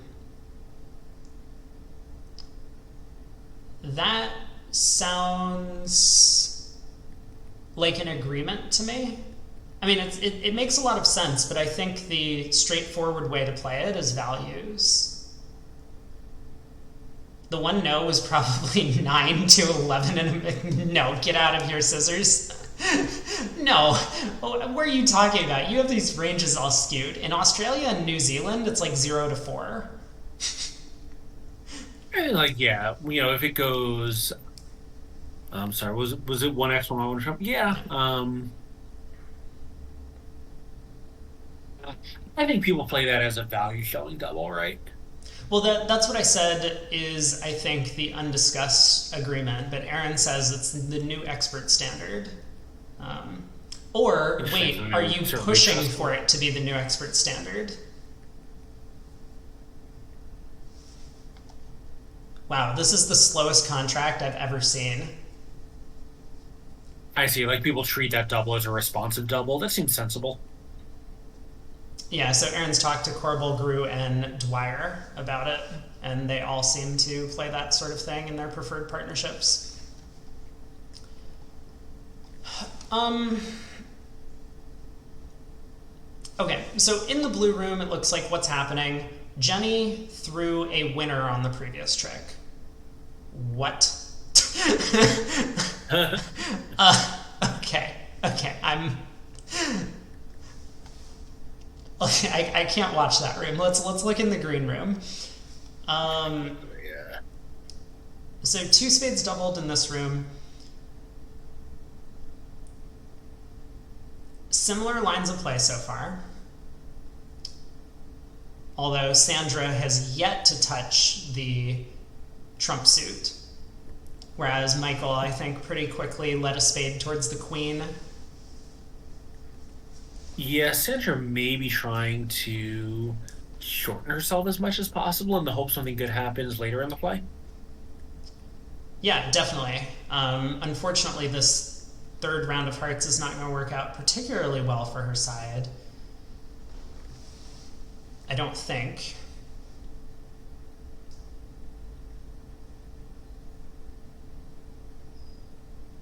Although, maybe Amber doesn't have a great card to lead. A heart switch allows Sandra to pitch a club, while Chris is roughing with a natural. A spade switch just kind of helps to Claire's plan of pulling trumps. Yeah, and a heart pitch rough, and I guess Chris can just exit with the diamonds. That's okay. Yep. But obviously, Amber doesn't want to play a club. She knows that playing back a diamond is not really helpful.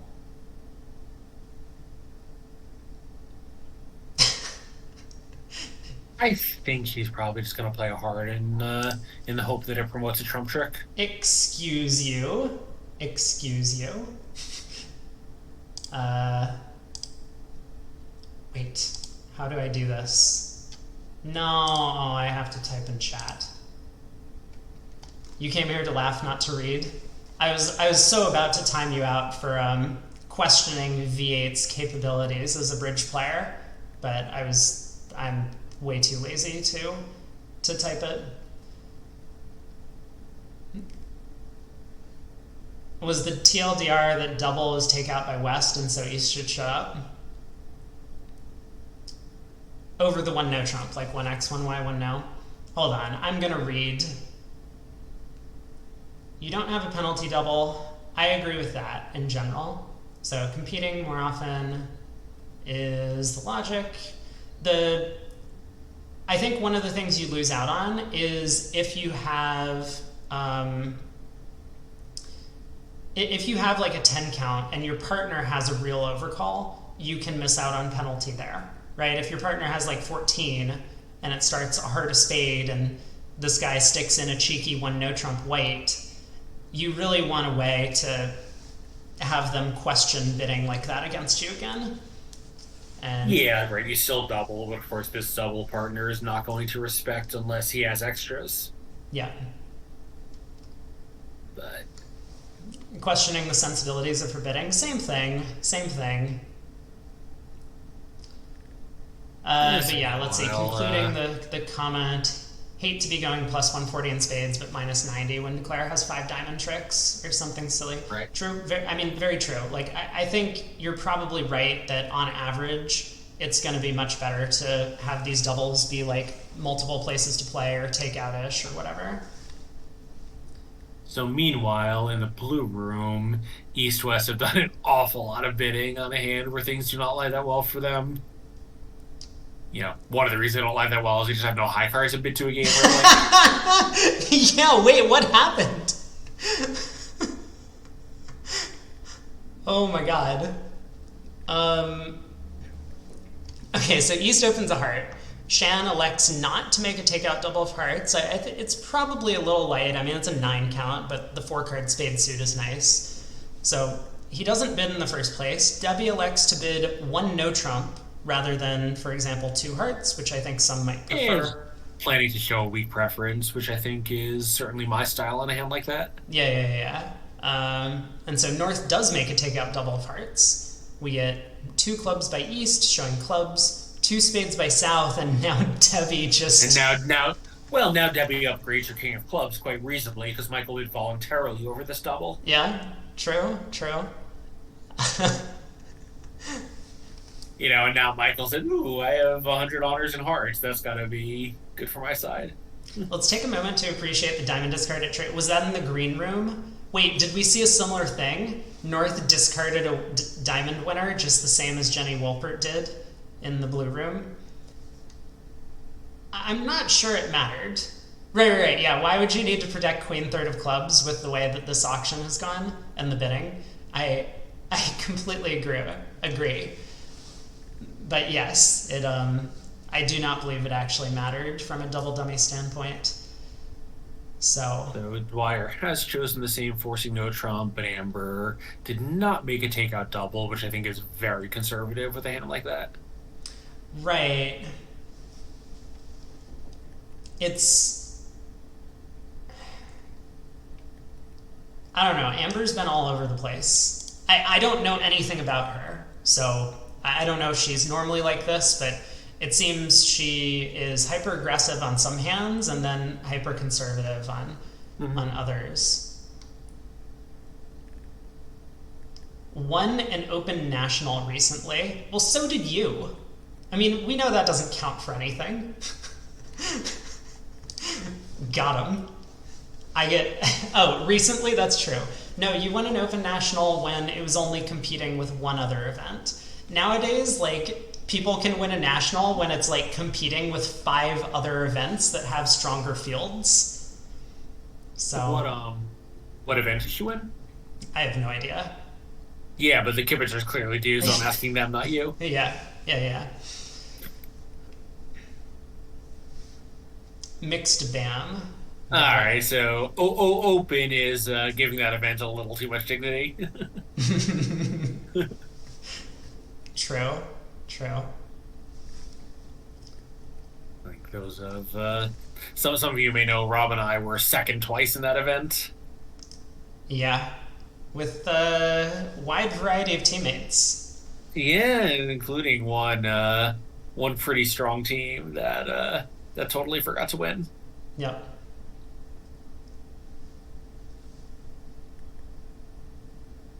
She is very considered, and I assume that was considerate. Considerate. Yeah. Oh, I assumed it meant considered, like she considers all of her bids and plays. Oh, that's possible as well. Yeah, and Chris is pretty discriminating. I think he wouldn't be playing with her if he didn't have confidence in her game. Like I think, if he didn't think that he were a real upgrade to the team, he would just say, "I'll play with Miggery and Miggery can play all the boards and we'll manage." Yeah. Yeah, kind of similar to what Shan was doing for the other team. Yeah, Um, yeah. So I think the team certainly thinks that Amber is a strong addition to the team and not just someone to provide a little rest time for everyone else. right. Oh, considered, slow and careful. Got it. Yeah. Yeah, I am not an English major, so you're gonna have to define every word that you use in chat, which has more than 2 syllables for me.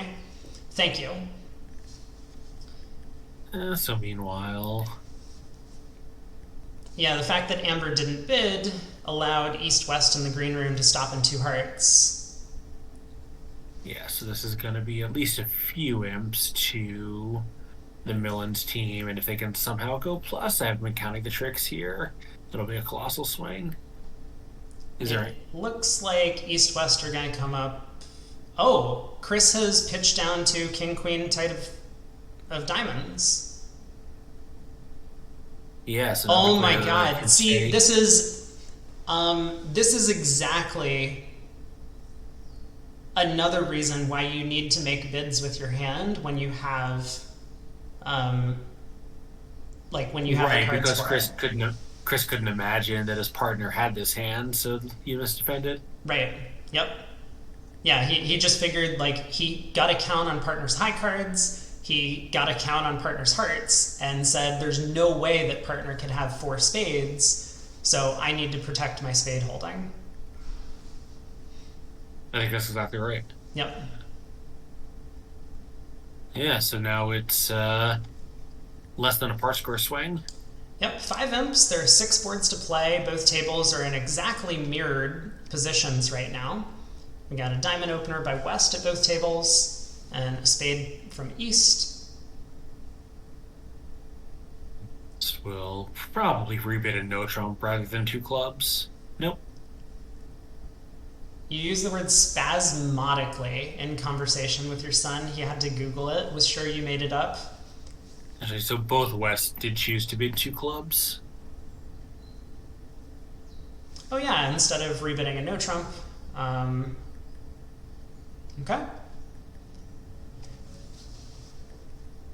So this fetches two diamonds from east in both rooms, and it looks like that's going to conclude the hand. How does two diamonds look as a contract? I mean, east-west hands kind of don't fit very well together.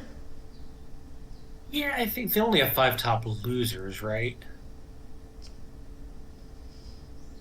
Well, Two diamonds, two spades, and a club. so I was going to say the Queen of Hearts stands out as an opening lead because, like, we that's the fourth suit. Um, Yeah, according to the double dummy solver, the eight of diamonds is the only card that beats this.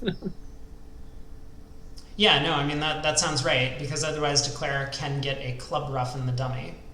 Right. But it's obviously there's no way that we lead the eight of diamonds from north. The issue though I think is it's not so Even Toby Sakalos is off that one. yeah, I mean it's not so obvious that Declare is going to find the right line of play. Um, Yeah, but I think you kind of fall into it, right? You'll probably take a club finesse, a trick two. yeah. I think in the blue room, it looks like they did club finesse, trick two winning, which also happened in the green room. Okay, so Aaron makes a good point, and we have found a club duck in both rooms, although in the blue room, Jenny Wolpert won the first round of diamonds with the ace, which means that now Shan is unable to play a diamond.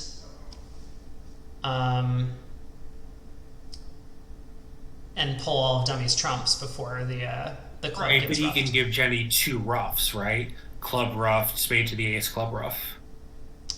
Ooh, that's a good point. Yeah, so actually that's probably what Jenny is hoping for. And Shan is now just trying to decide if he trusts his partner's carding enough.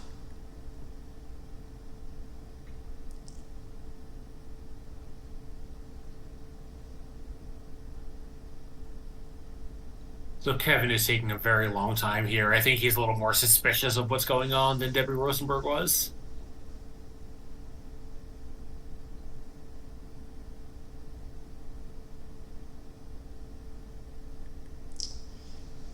Okay, so Amber does win the second round of diamonds with the jack.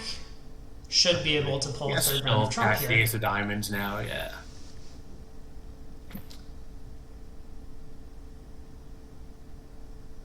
And that's going to be down one. Shan is going to have some work to do to duplicate that result in his room. I wonder if he's thinking about not returning the 10 of clubs. Because he can see that if he returns the 7, his 10 will still be high. But if he returns the 7, his partner might play him for the wrong suit preference signal.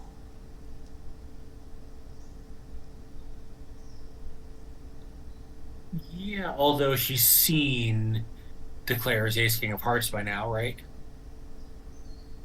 Yes.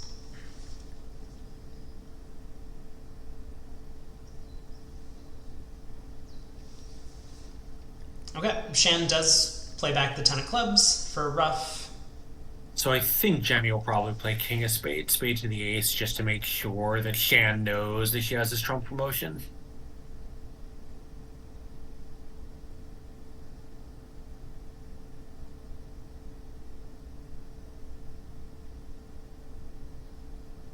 Yeah, there's nothing Jenny can do if declares 5-5. So I suspect you're right. King of spades, spade to the ace. Right, if they're not both cashing, then there's no way to beat the hand. Right. Yep. Yeah, so in the other room, Well, I'm Dwyer not sure what happened has here. Yeah, it looks like something went off the rails after that Ace of Diamonds. I didn't see what the next card was because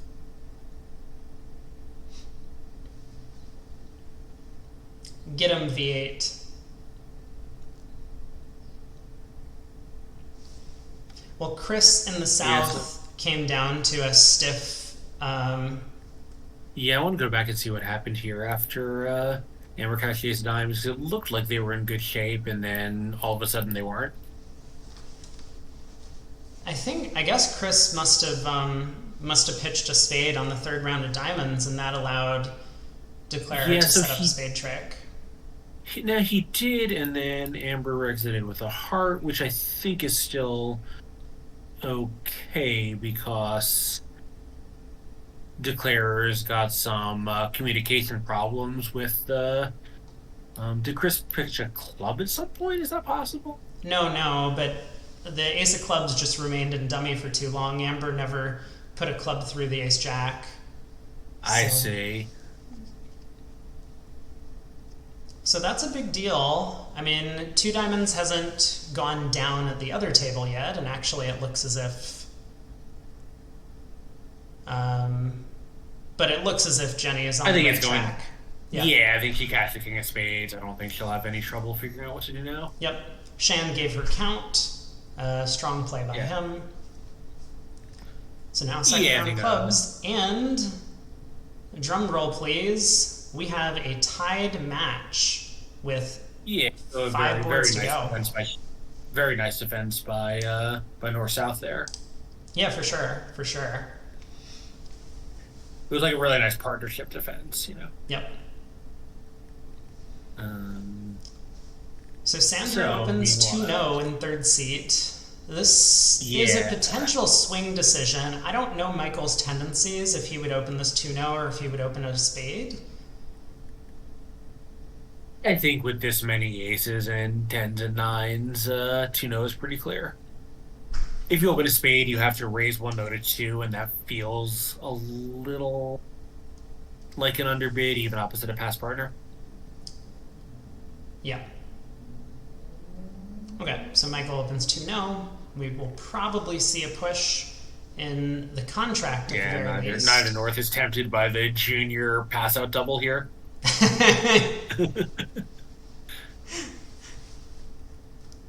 Hey, Like it could that be had a a partnership vogue. agreement, right? So that had a vogue for a while, and of course, the counter to that is it goes pass, pass, I'm passing, you pass this west with an 8 count. Yep. Yeah. I mean Vogue, of course, I mean a Vogue in the midnight games. So, how are they going to do here? I mean, this um, 8 and 9 card spade fit with them splitting is obviously going to help Declare's cause. Right. So Sandra has done quite well so far. It looks like she's making 8 tricks. Takes the king of hearts, exits a diamond, but Chris can claim. And Michael has done a little worse, but I don't think it's going to cost him. Shan would really need to work hard to beat this. He would have to unblock the spade king on this ace of spades, letting his partner Yeah, get in with obviously, the queen. if he had just guessed the diamond right at trick one, he'd be in better shape, but I think he's still in pretty good shape. Right. Yeah, as long as North doesn't get on lead, which it looks like he won't. Shan probably kicking himself now, wishing that he had unblocked that king. But the thing is, Yeah. Declare easily could have just had ace queen jack fourth, right? So you can't really Yeah, unblock the king. particularly when Michael went up with the Queen of Diamonds to trick one, it looked like he really wanted an entry to do something in spades, so unblocking is basically impossible. Yep. All right. So Declare has So, established their eighth trick in four diamonds boards to now. go. So still a tied match. I mean, not necessarily yet, right? It's possible Shan switches to a low club here. Now Oh, he I see. Then continues Michael wins diamonds. in him. Yeah. Yeah,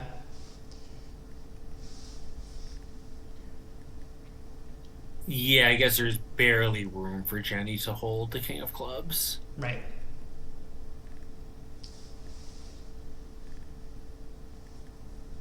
We don't need to worry about tiebreaker rules. That is a good question. I don't know, but Rock, I paper, suspect scissors. that there will be some more imps swung over the next few hands. I mean, I don't know quite what's going to happen here, but board 57 looks like a swing board. Yeah, definitely. Well, especially given that Four Hearts is about to get smashed, I think. Yeah, north south, I think, can make what, all of two clubs? I think make three clubs. No, they can make two clubs. They're all five top tricks. Yeah. Okay, so Four Hearts doubled. I mean, on the surface, it actually Two, doesn't look three, like Four four, Hearts is a terrible five. spot. If the trumps split, you're like on a diamond hook. Yeah, I mean, three two trumps and the diamond on siding is cold. Obviously, here it's 500. What's Well, I was right. 500? It's 500. You're absolutely right. It is This 500. is impeccable as always. Let's. Yeah, so Can this seems uncharacteristic of South, right? He cubed showing a raise. He cubed again showing a better raise. His partner doubled, and he's overruling this. Oh, I think he's been tilting ever since like some of the earlier hands where uh, Yeah, he just I don't know didn't understand partner's actions and ended up going. Oh, there is a one imp swing to Rosenthal, so I didn't carefully follow what happened at the end, but Michael found an over trick, maybe some slightly improper discards from north south. yeah. No, I think we've seen Willenken and Lynn have been on different wavelengths on a lot of these hands, but even so, this seems pretty uncharacteristic. Yeah. Um, Like bidding five clubs here basically says that he thinks his partner has no idea what she's doing. Yep, that's a good way to put it, and I have the feeling that that's exactly what he's thinking. But of Oh, I course, think so too, but and I mean, Chris likes to operate.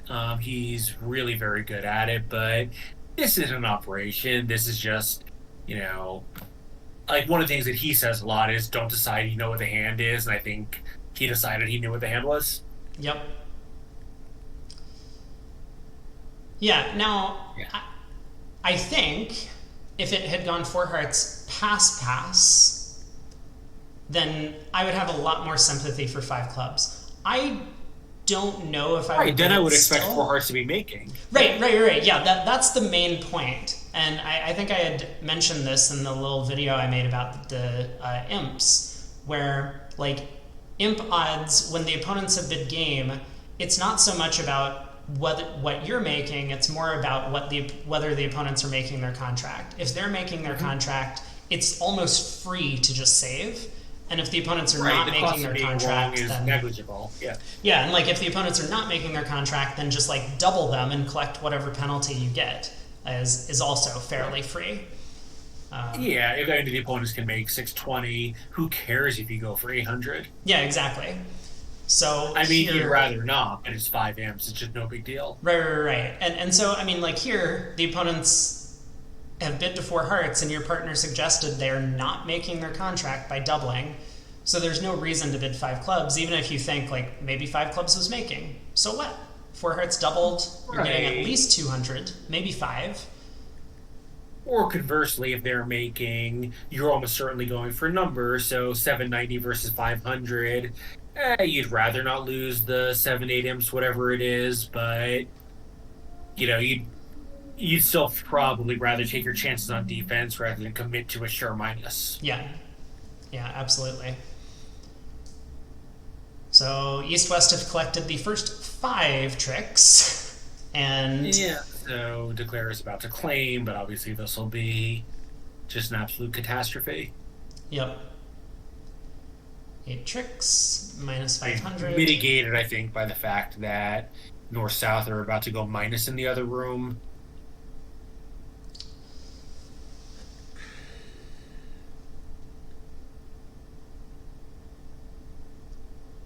East West at least managed to avoid declaring and going for a number. Right. Yeah. Yeah, and I'm sure that Shan was hoping for a little bit more from his partner's 1 club opener than 0 tricks. Right. Yeah, the Queen of Clubs is very nice, but yeah, if North had as many as one ace, they'd be going plus in this contract. Lucky for Chris, they're in separate rooms on that one. I think you're right. I mean, Oh, I've been thinking. I didn't want to say it out loud, but I think that more or less the entire event. yep. I mean, by the way, not lucky for Chris, lucky for Amber. Well, I think on that one specific hand, it's lucky for Chris because My guess would be that Chris is much more of a yeller than Amber is. that's true. Yeah. Yeah. Run Rate Bot was making Meanwhile, coffee. Well, what does Run Rate Bot say now?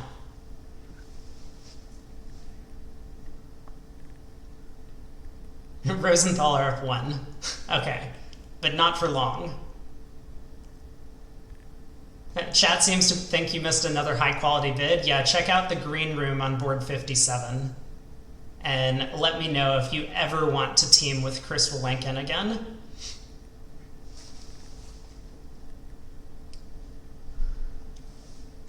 A bit of a tame one no trump contract on 58 here. I think the day off tomorrow will be very good for the Rosenthal team. Yep.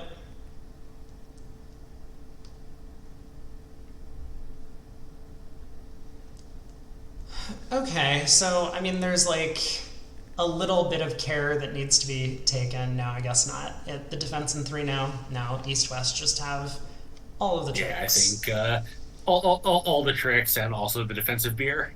Yeah. No double, no trouble. Only 1 beer owed. Yeah, but meanwhile, with 2 boards to go, assuming that this one is kind of a nothing hand, it's 9 imps to Millens. Right. Yeah, Millens is up. You would call Amber's hand on 57 unlucky, but would you call the double of 4 Yeah, it hearts was also very unlucky? unlucky that she's playing with a partner who hates her.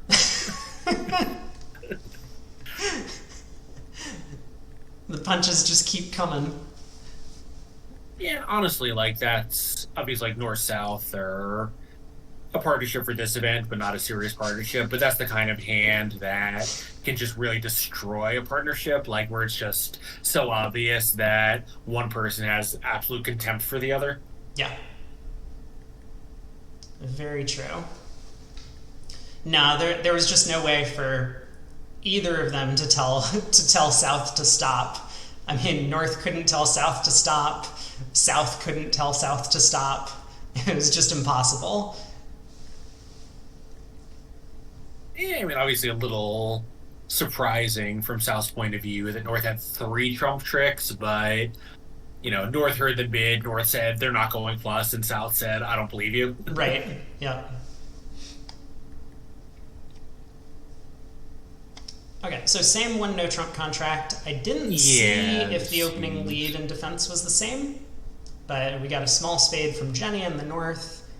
Shan, I think, doing a fairly sensible thing as long as you follow in tempo. Just plays the 8 of spades at trick 1, knowing that even if Declare wins this trick, they're going to play a spade to the queen next.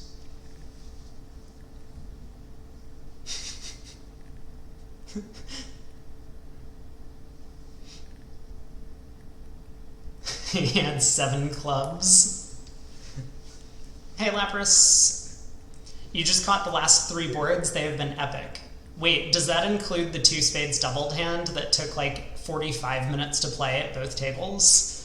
Because that was an enormous time sink.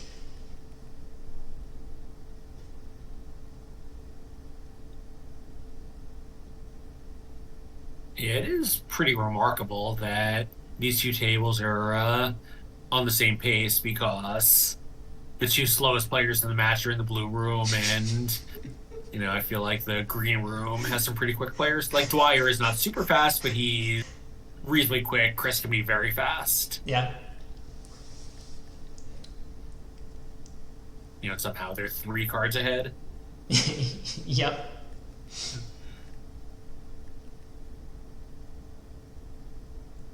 So 2 I clubs don't know whether doubled this also took a while. Yeah. Yeah. That's also probably one of the funniest final contracts I've seen, where one player is 7-5 and with by the way a 7-card diamond suit, and the opponents are playing in 2 clubs doubled. Yeah, so was that cold? There's no way that was cold wait, for 210. wait a second. What is going on here? Declare just took, how many tricks was that? 11 tricks? Sure is. Well, I have to say, I do not believe East-West are taking 11 tricks in the blue room, considering Declare has already lost 3. So the double dummy solver says it always makes 180. That doesn't surprise me. I mean, So I guess North-South should be like pretty happy they only pitched 1 trick given the way they're playing. True, Yes. yes. Oh. They should just be thankful East-West didn't play in game on this collection.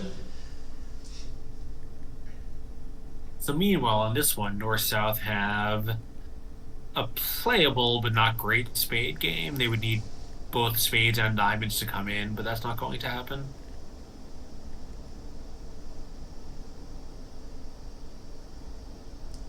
Yeah. Oh, do I need to do my darts announcer voice? 180. That is my darts announcer voice.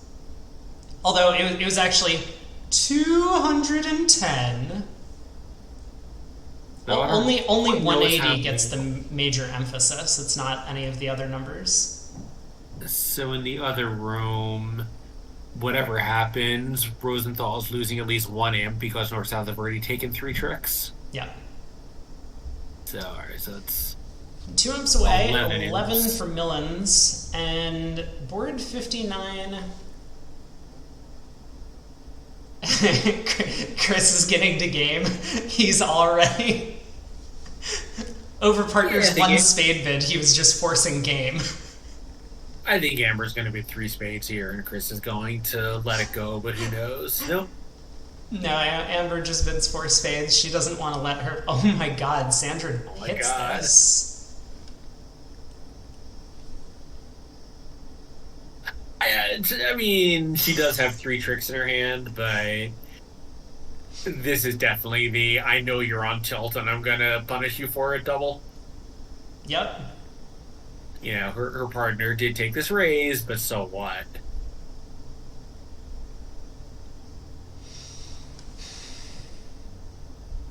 Sandra's learned that Amber's tank and bid means time to double. That means Amber's light. All right. Maybe. That's a good read. I like it. I feel like this 4 spade bit is, obviously her hand is weak, but why would you not double to show a game try here, right? Because your partner has no respect for you, so you got to ship it back across the table. Yeah, but then, right, but that's an argument for doubling, because when you do that, whatever he does, if it's wrong, you say, oh, how could you be such an idiot? Right? Like, that's exactly the time that you don't want to be the one making the final decision. That's fair. Yeah. Yeah, no, I think you're clearly missing some of the the partnership aspects to the situation. Right. Right. Gotcha. Yeah, but sure, it's like, partner only bid two spades. Your hand is obviously the six spade is good, but your hand is flat. You have sub minimum values. I think it's, yeah, and you have a sensible middle action between three spades and four spades. I suspect if she had doubled, Chris would take it in, just given that I'm sure he knows the state of the match is not great for his side. But, I mean, meanwhile, is Herman, the there. universe is good. And meanwhile, I think they're actually going to make this now, right? You think Debbie's not switching to clubs? I think Amber's going to make it. Oh, you think Amber's going to make it? Why? Ace of Hearts, Club Rough, two rounds of spades, and exit a heart. Okay, so Or two West. rounds of spades, rough club, and exit a heart. Okay, but then East gets to Oh, win that's and not play good. a No, yeah, diamond. yeah, yeah, no, sorry. Yeah, never mind. East can win. East can just win. Yeah. I mean, East might not be happy about it, that she has to break the diamond suit, but she's going to. Yeah, no. I was thinking that they could then play West, but they can't. Yeah. Um, yeah, I guess it's just hopeless. So, I mean, well, Jenny took the same view in the other room. Yeah, I mean, it's not that crazy. You're playing support doubles, you have a known 10 card spade fit. Like, Yeah, yeah. I think if I had the same high cards with a singleton, I would bid four spades like a shot.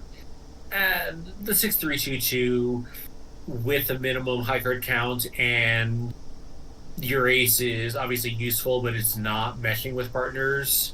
Opening bid, I would want to, have one last chance to get out. yeah. That's right, Scissors. East might blow partner's diamond trick, but she's going to be very, very happy and cuddly with her King of Hearts and Ace King of Clubs taking tricks. Oh, wait.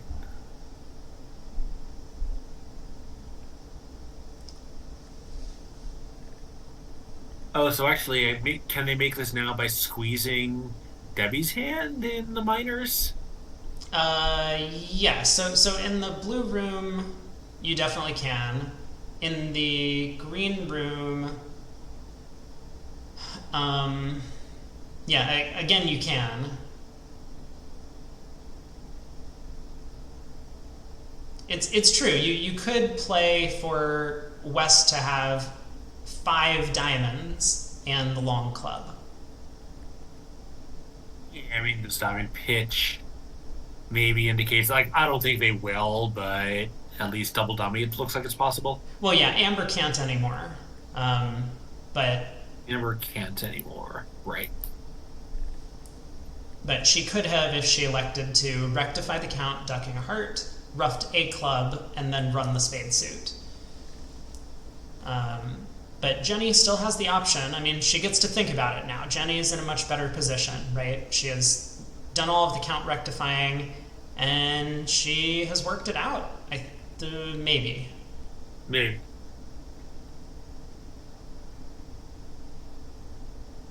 So I think probably a nice play by Michael here to try to conceal a count by making it look like this is his last card. Yeah. I suspect it shouldn't work. Yeah, I think Jenny knows that everyone knows what's going on in the hearts here, that Michael is plenty good enough to find this play. Right. So Michael has done very well defensively Yeah. because if you win rough a club, finesse, run the trump, Well, sort of very well. do He you could have a shifted to beer diamond earlier, but squeeze? No, you're never going to be collecting a beer because, yeah. Right. Even if you hit the Jack of Diamonds now, it doesn't help you. yeah, the 6 of diamonds is the threat card. You're going to have to Right. cash 2 tricks to strip West's diamond entries. Yeah, the Jack of Diamonds in the squeeze layout is kind of a mirage. Yep. I think she's really giving this one a good look. Yeah, so I mean, Michael's done the only thing that gives his side a chance. If he threw a low heart, Jenny would know he has the heart king left, therefore he has Right. two diamonds, and therefore West just automatically gets squeezed if she pitches a diamond from South's hand. Um, so, but she does come up with the right line of play. Debbie throws the queen of clubs, which I don't understand, but fair enough. So that probably is going to the do match it. away. Yeah, this probably is going to do it. Yeah, I think it'll be 21 imps with one board to go. Yeah. Well, Amber exits a heart. I mean, hoping that. Meanwhile, this probably isn't a 22 imp hand, but take a look. Okay, I mean, North is 7-5. This is the second 7-5 we've seen in this segment alone. Yeah, East is 8-2-2-1, and they can make an awful lot of tricks, right? With the King Jack of Diamonds on side. I mean, East West can make a slam, and I think North South can make at least a game, right? They just lose a club and a heart. Yep. Yeah, it's a shame for North South that the club suit is breaking, otherwise both sides would be making a slam. The Right. scale goes up to 24. Well, sort of, although, in that club slam where it's King Doubleton on side, they'd probably go down. Yeah, true. Especially if North shows 6-5 in the majors. Right. Right. Okay, so West opens a diamond. I mean, like, there's definitely some discussing points to be made about, like, what should North do. But I tend to be of the opinion that if you get to like 12 or more cards between two suits, then just, like, do something and live with it. Anything can work, and people don't really have enough experience. Like, even people who have been playing bridge professionally for, like, 70 years don't have enough experience with these hands to be able to definitively say what's right. So, Right. It's not just how rare these hands are, it's how rare it is when they take this action in front of you and you're in this exact spot. yeah, A situation like this you might see once a decade. right. So I Yeah, think Club there's an Slam only argument. makes from West. This is the same that we saw from earlier Right. in the day, where the six clubs only made from the short club side. Right, because they can get the opening lead rough with the singleton trump. Yeah. Yeah, so I think with the two card disparity, I'd probably make the simple overcall and then bid hearts later, but I think Michael's is also totally normal. Planning to just bid the spades to show longer spades at your next chance. Yep. What is that? What is double by Shan? I think it's just a card showing double where he's happy to hear Jenny bid, but not quite willing to bid five spades red white. All right, Yeah, so let's see if McAllister gave Migri some crazy hand like this on his podcast, and she said, I don't know. Nobody knows what to do with these. I would do blank, but everyone asks about these hands and no one knows what to do. That is exactly true. That's basically what I just said, that you just pick something and hope that it works. Yeah, and you could pick something today and pick the same thing tomorrow and be right once and wrong once. And expect that to be about par. Yeah. Meanwhile, Shan did lead a spade, so I guess they're going to make the over trick for 650, I believe. Has the overtrick been made yet? I think so, right? What? Well, I think Michael's just going to play a diamond to the queen.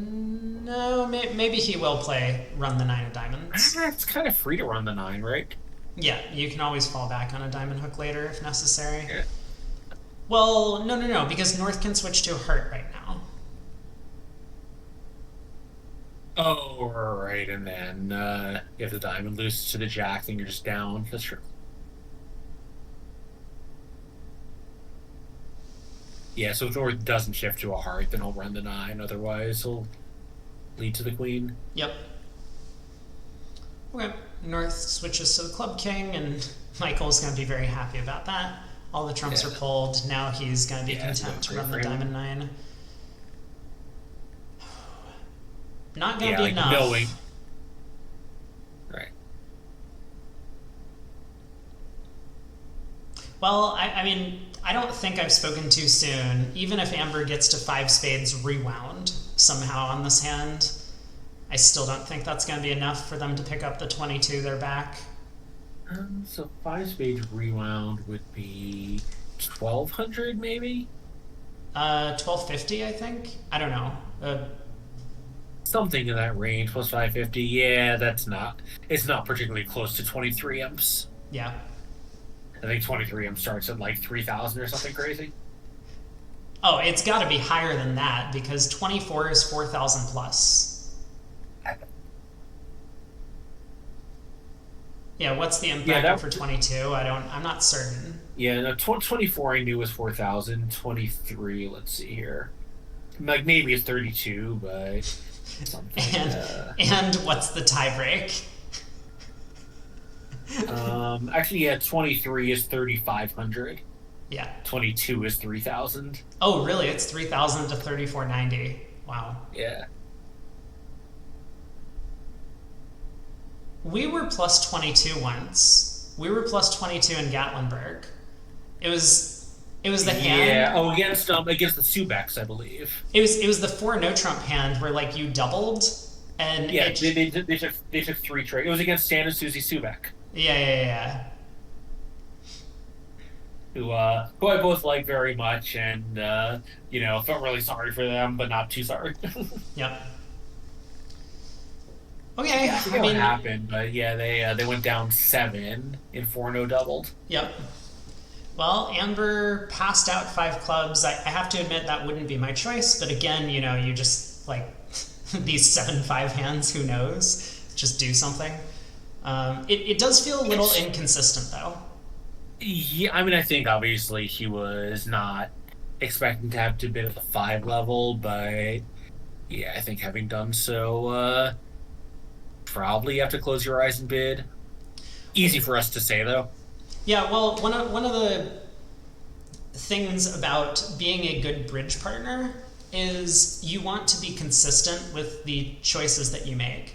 Like I've played with a lot of players who are like hyper aggressive, like way beyond what they should be, junior players, but they were always aggressive. And so I knew what to expect. Like if you're going to sometimes get this kind of hand where you overcall just one spade with 7-5 and then never take another call, and other times you're going to be like jumping around with these like minimum openers with a stiff king in the opponent's suit, your partner doesn't really know how to handle every hand that they're given. Yeah, like preempts are the classic example of that, where it's okay to preempt incredibly aggressively. It's okay to preempt very conservatively. It's not okay to have your range include both. Right. Yep. And here, I don't know. I think I like the Michaels bid better because when you Michaels and bid spades later, you're showing your hearts by implication, and here, you just end up trapped. Yep. And also, if you overcall spades and bid hearts, you haven't guaranteed the fifth heart in a lot of these positions. Mm-hmm. So, meanwhile, So Sandra is going to find out Rosenthal that North is 7-5 in the majors. And Rosenthal are gonna. Well, I think he's just gonna take this finesse now, and that'll be that. yeah. So she'll take a diamond hook. What do you mean it's okay to preempt extremely conservatively? Yeah, don't forget that you're talking to New Zealanders. Did you mean it's not okay? Yeah. So 6 imps, Yeah. congrats to Millens. So they will be representing the US as the 1 seed. Not that it really matters. They are one of the 2 teams that the US will send to the Mixed World Championships. And then Rosenthal will have another chance. They have tomorrow off, and they will end up playing a match against the winner of. Wait for it. So this match hasn't concluded yet, but we have Dinkin versus Dinkin Wildowski. versus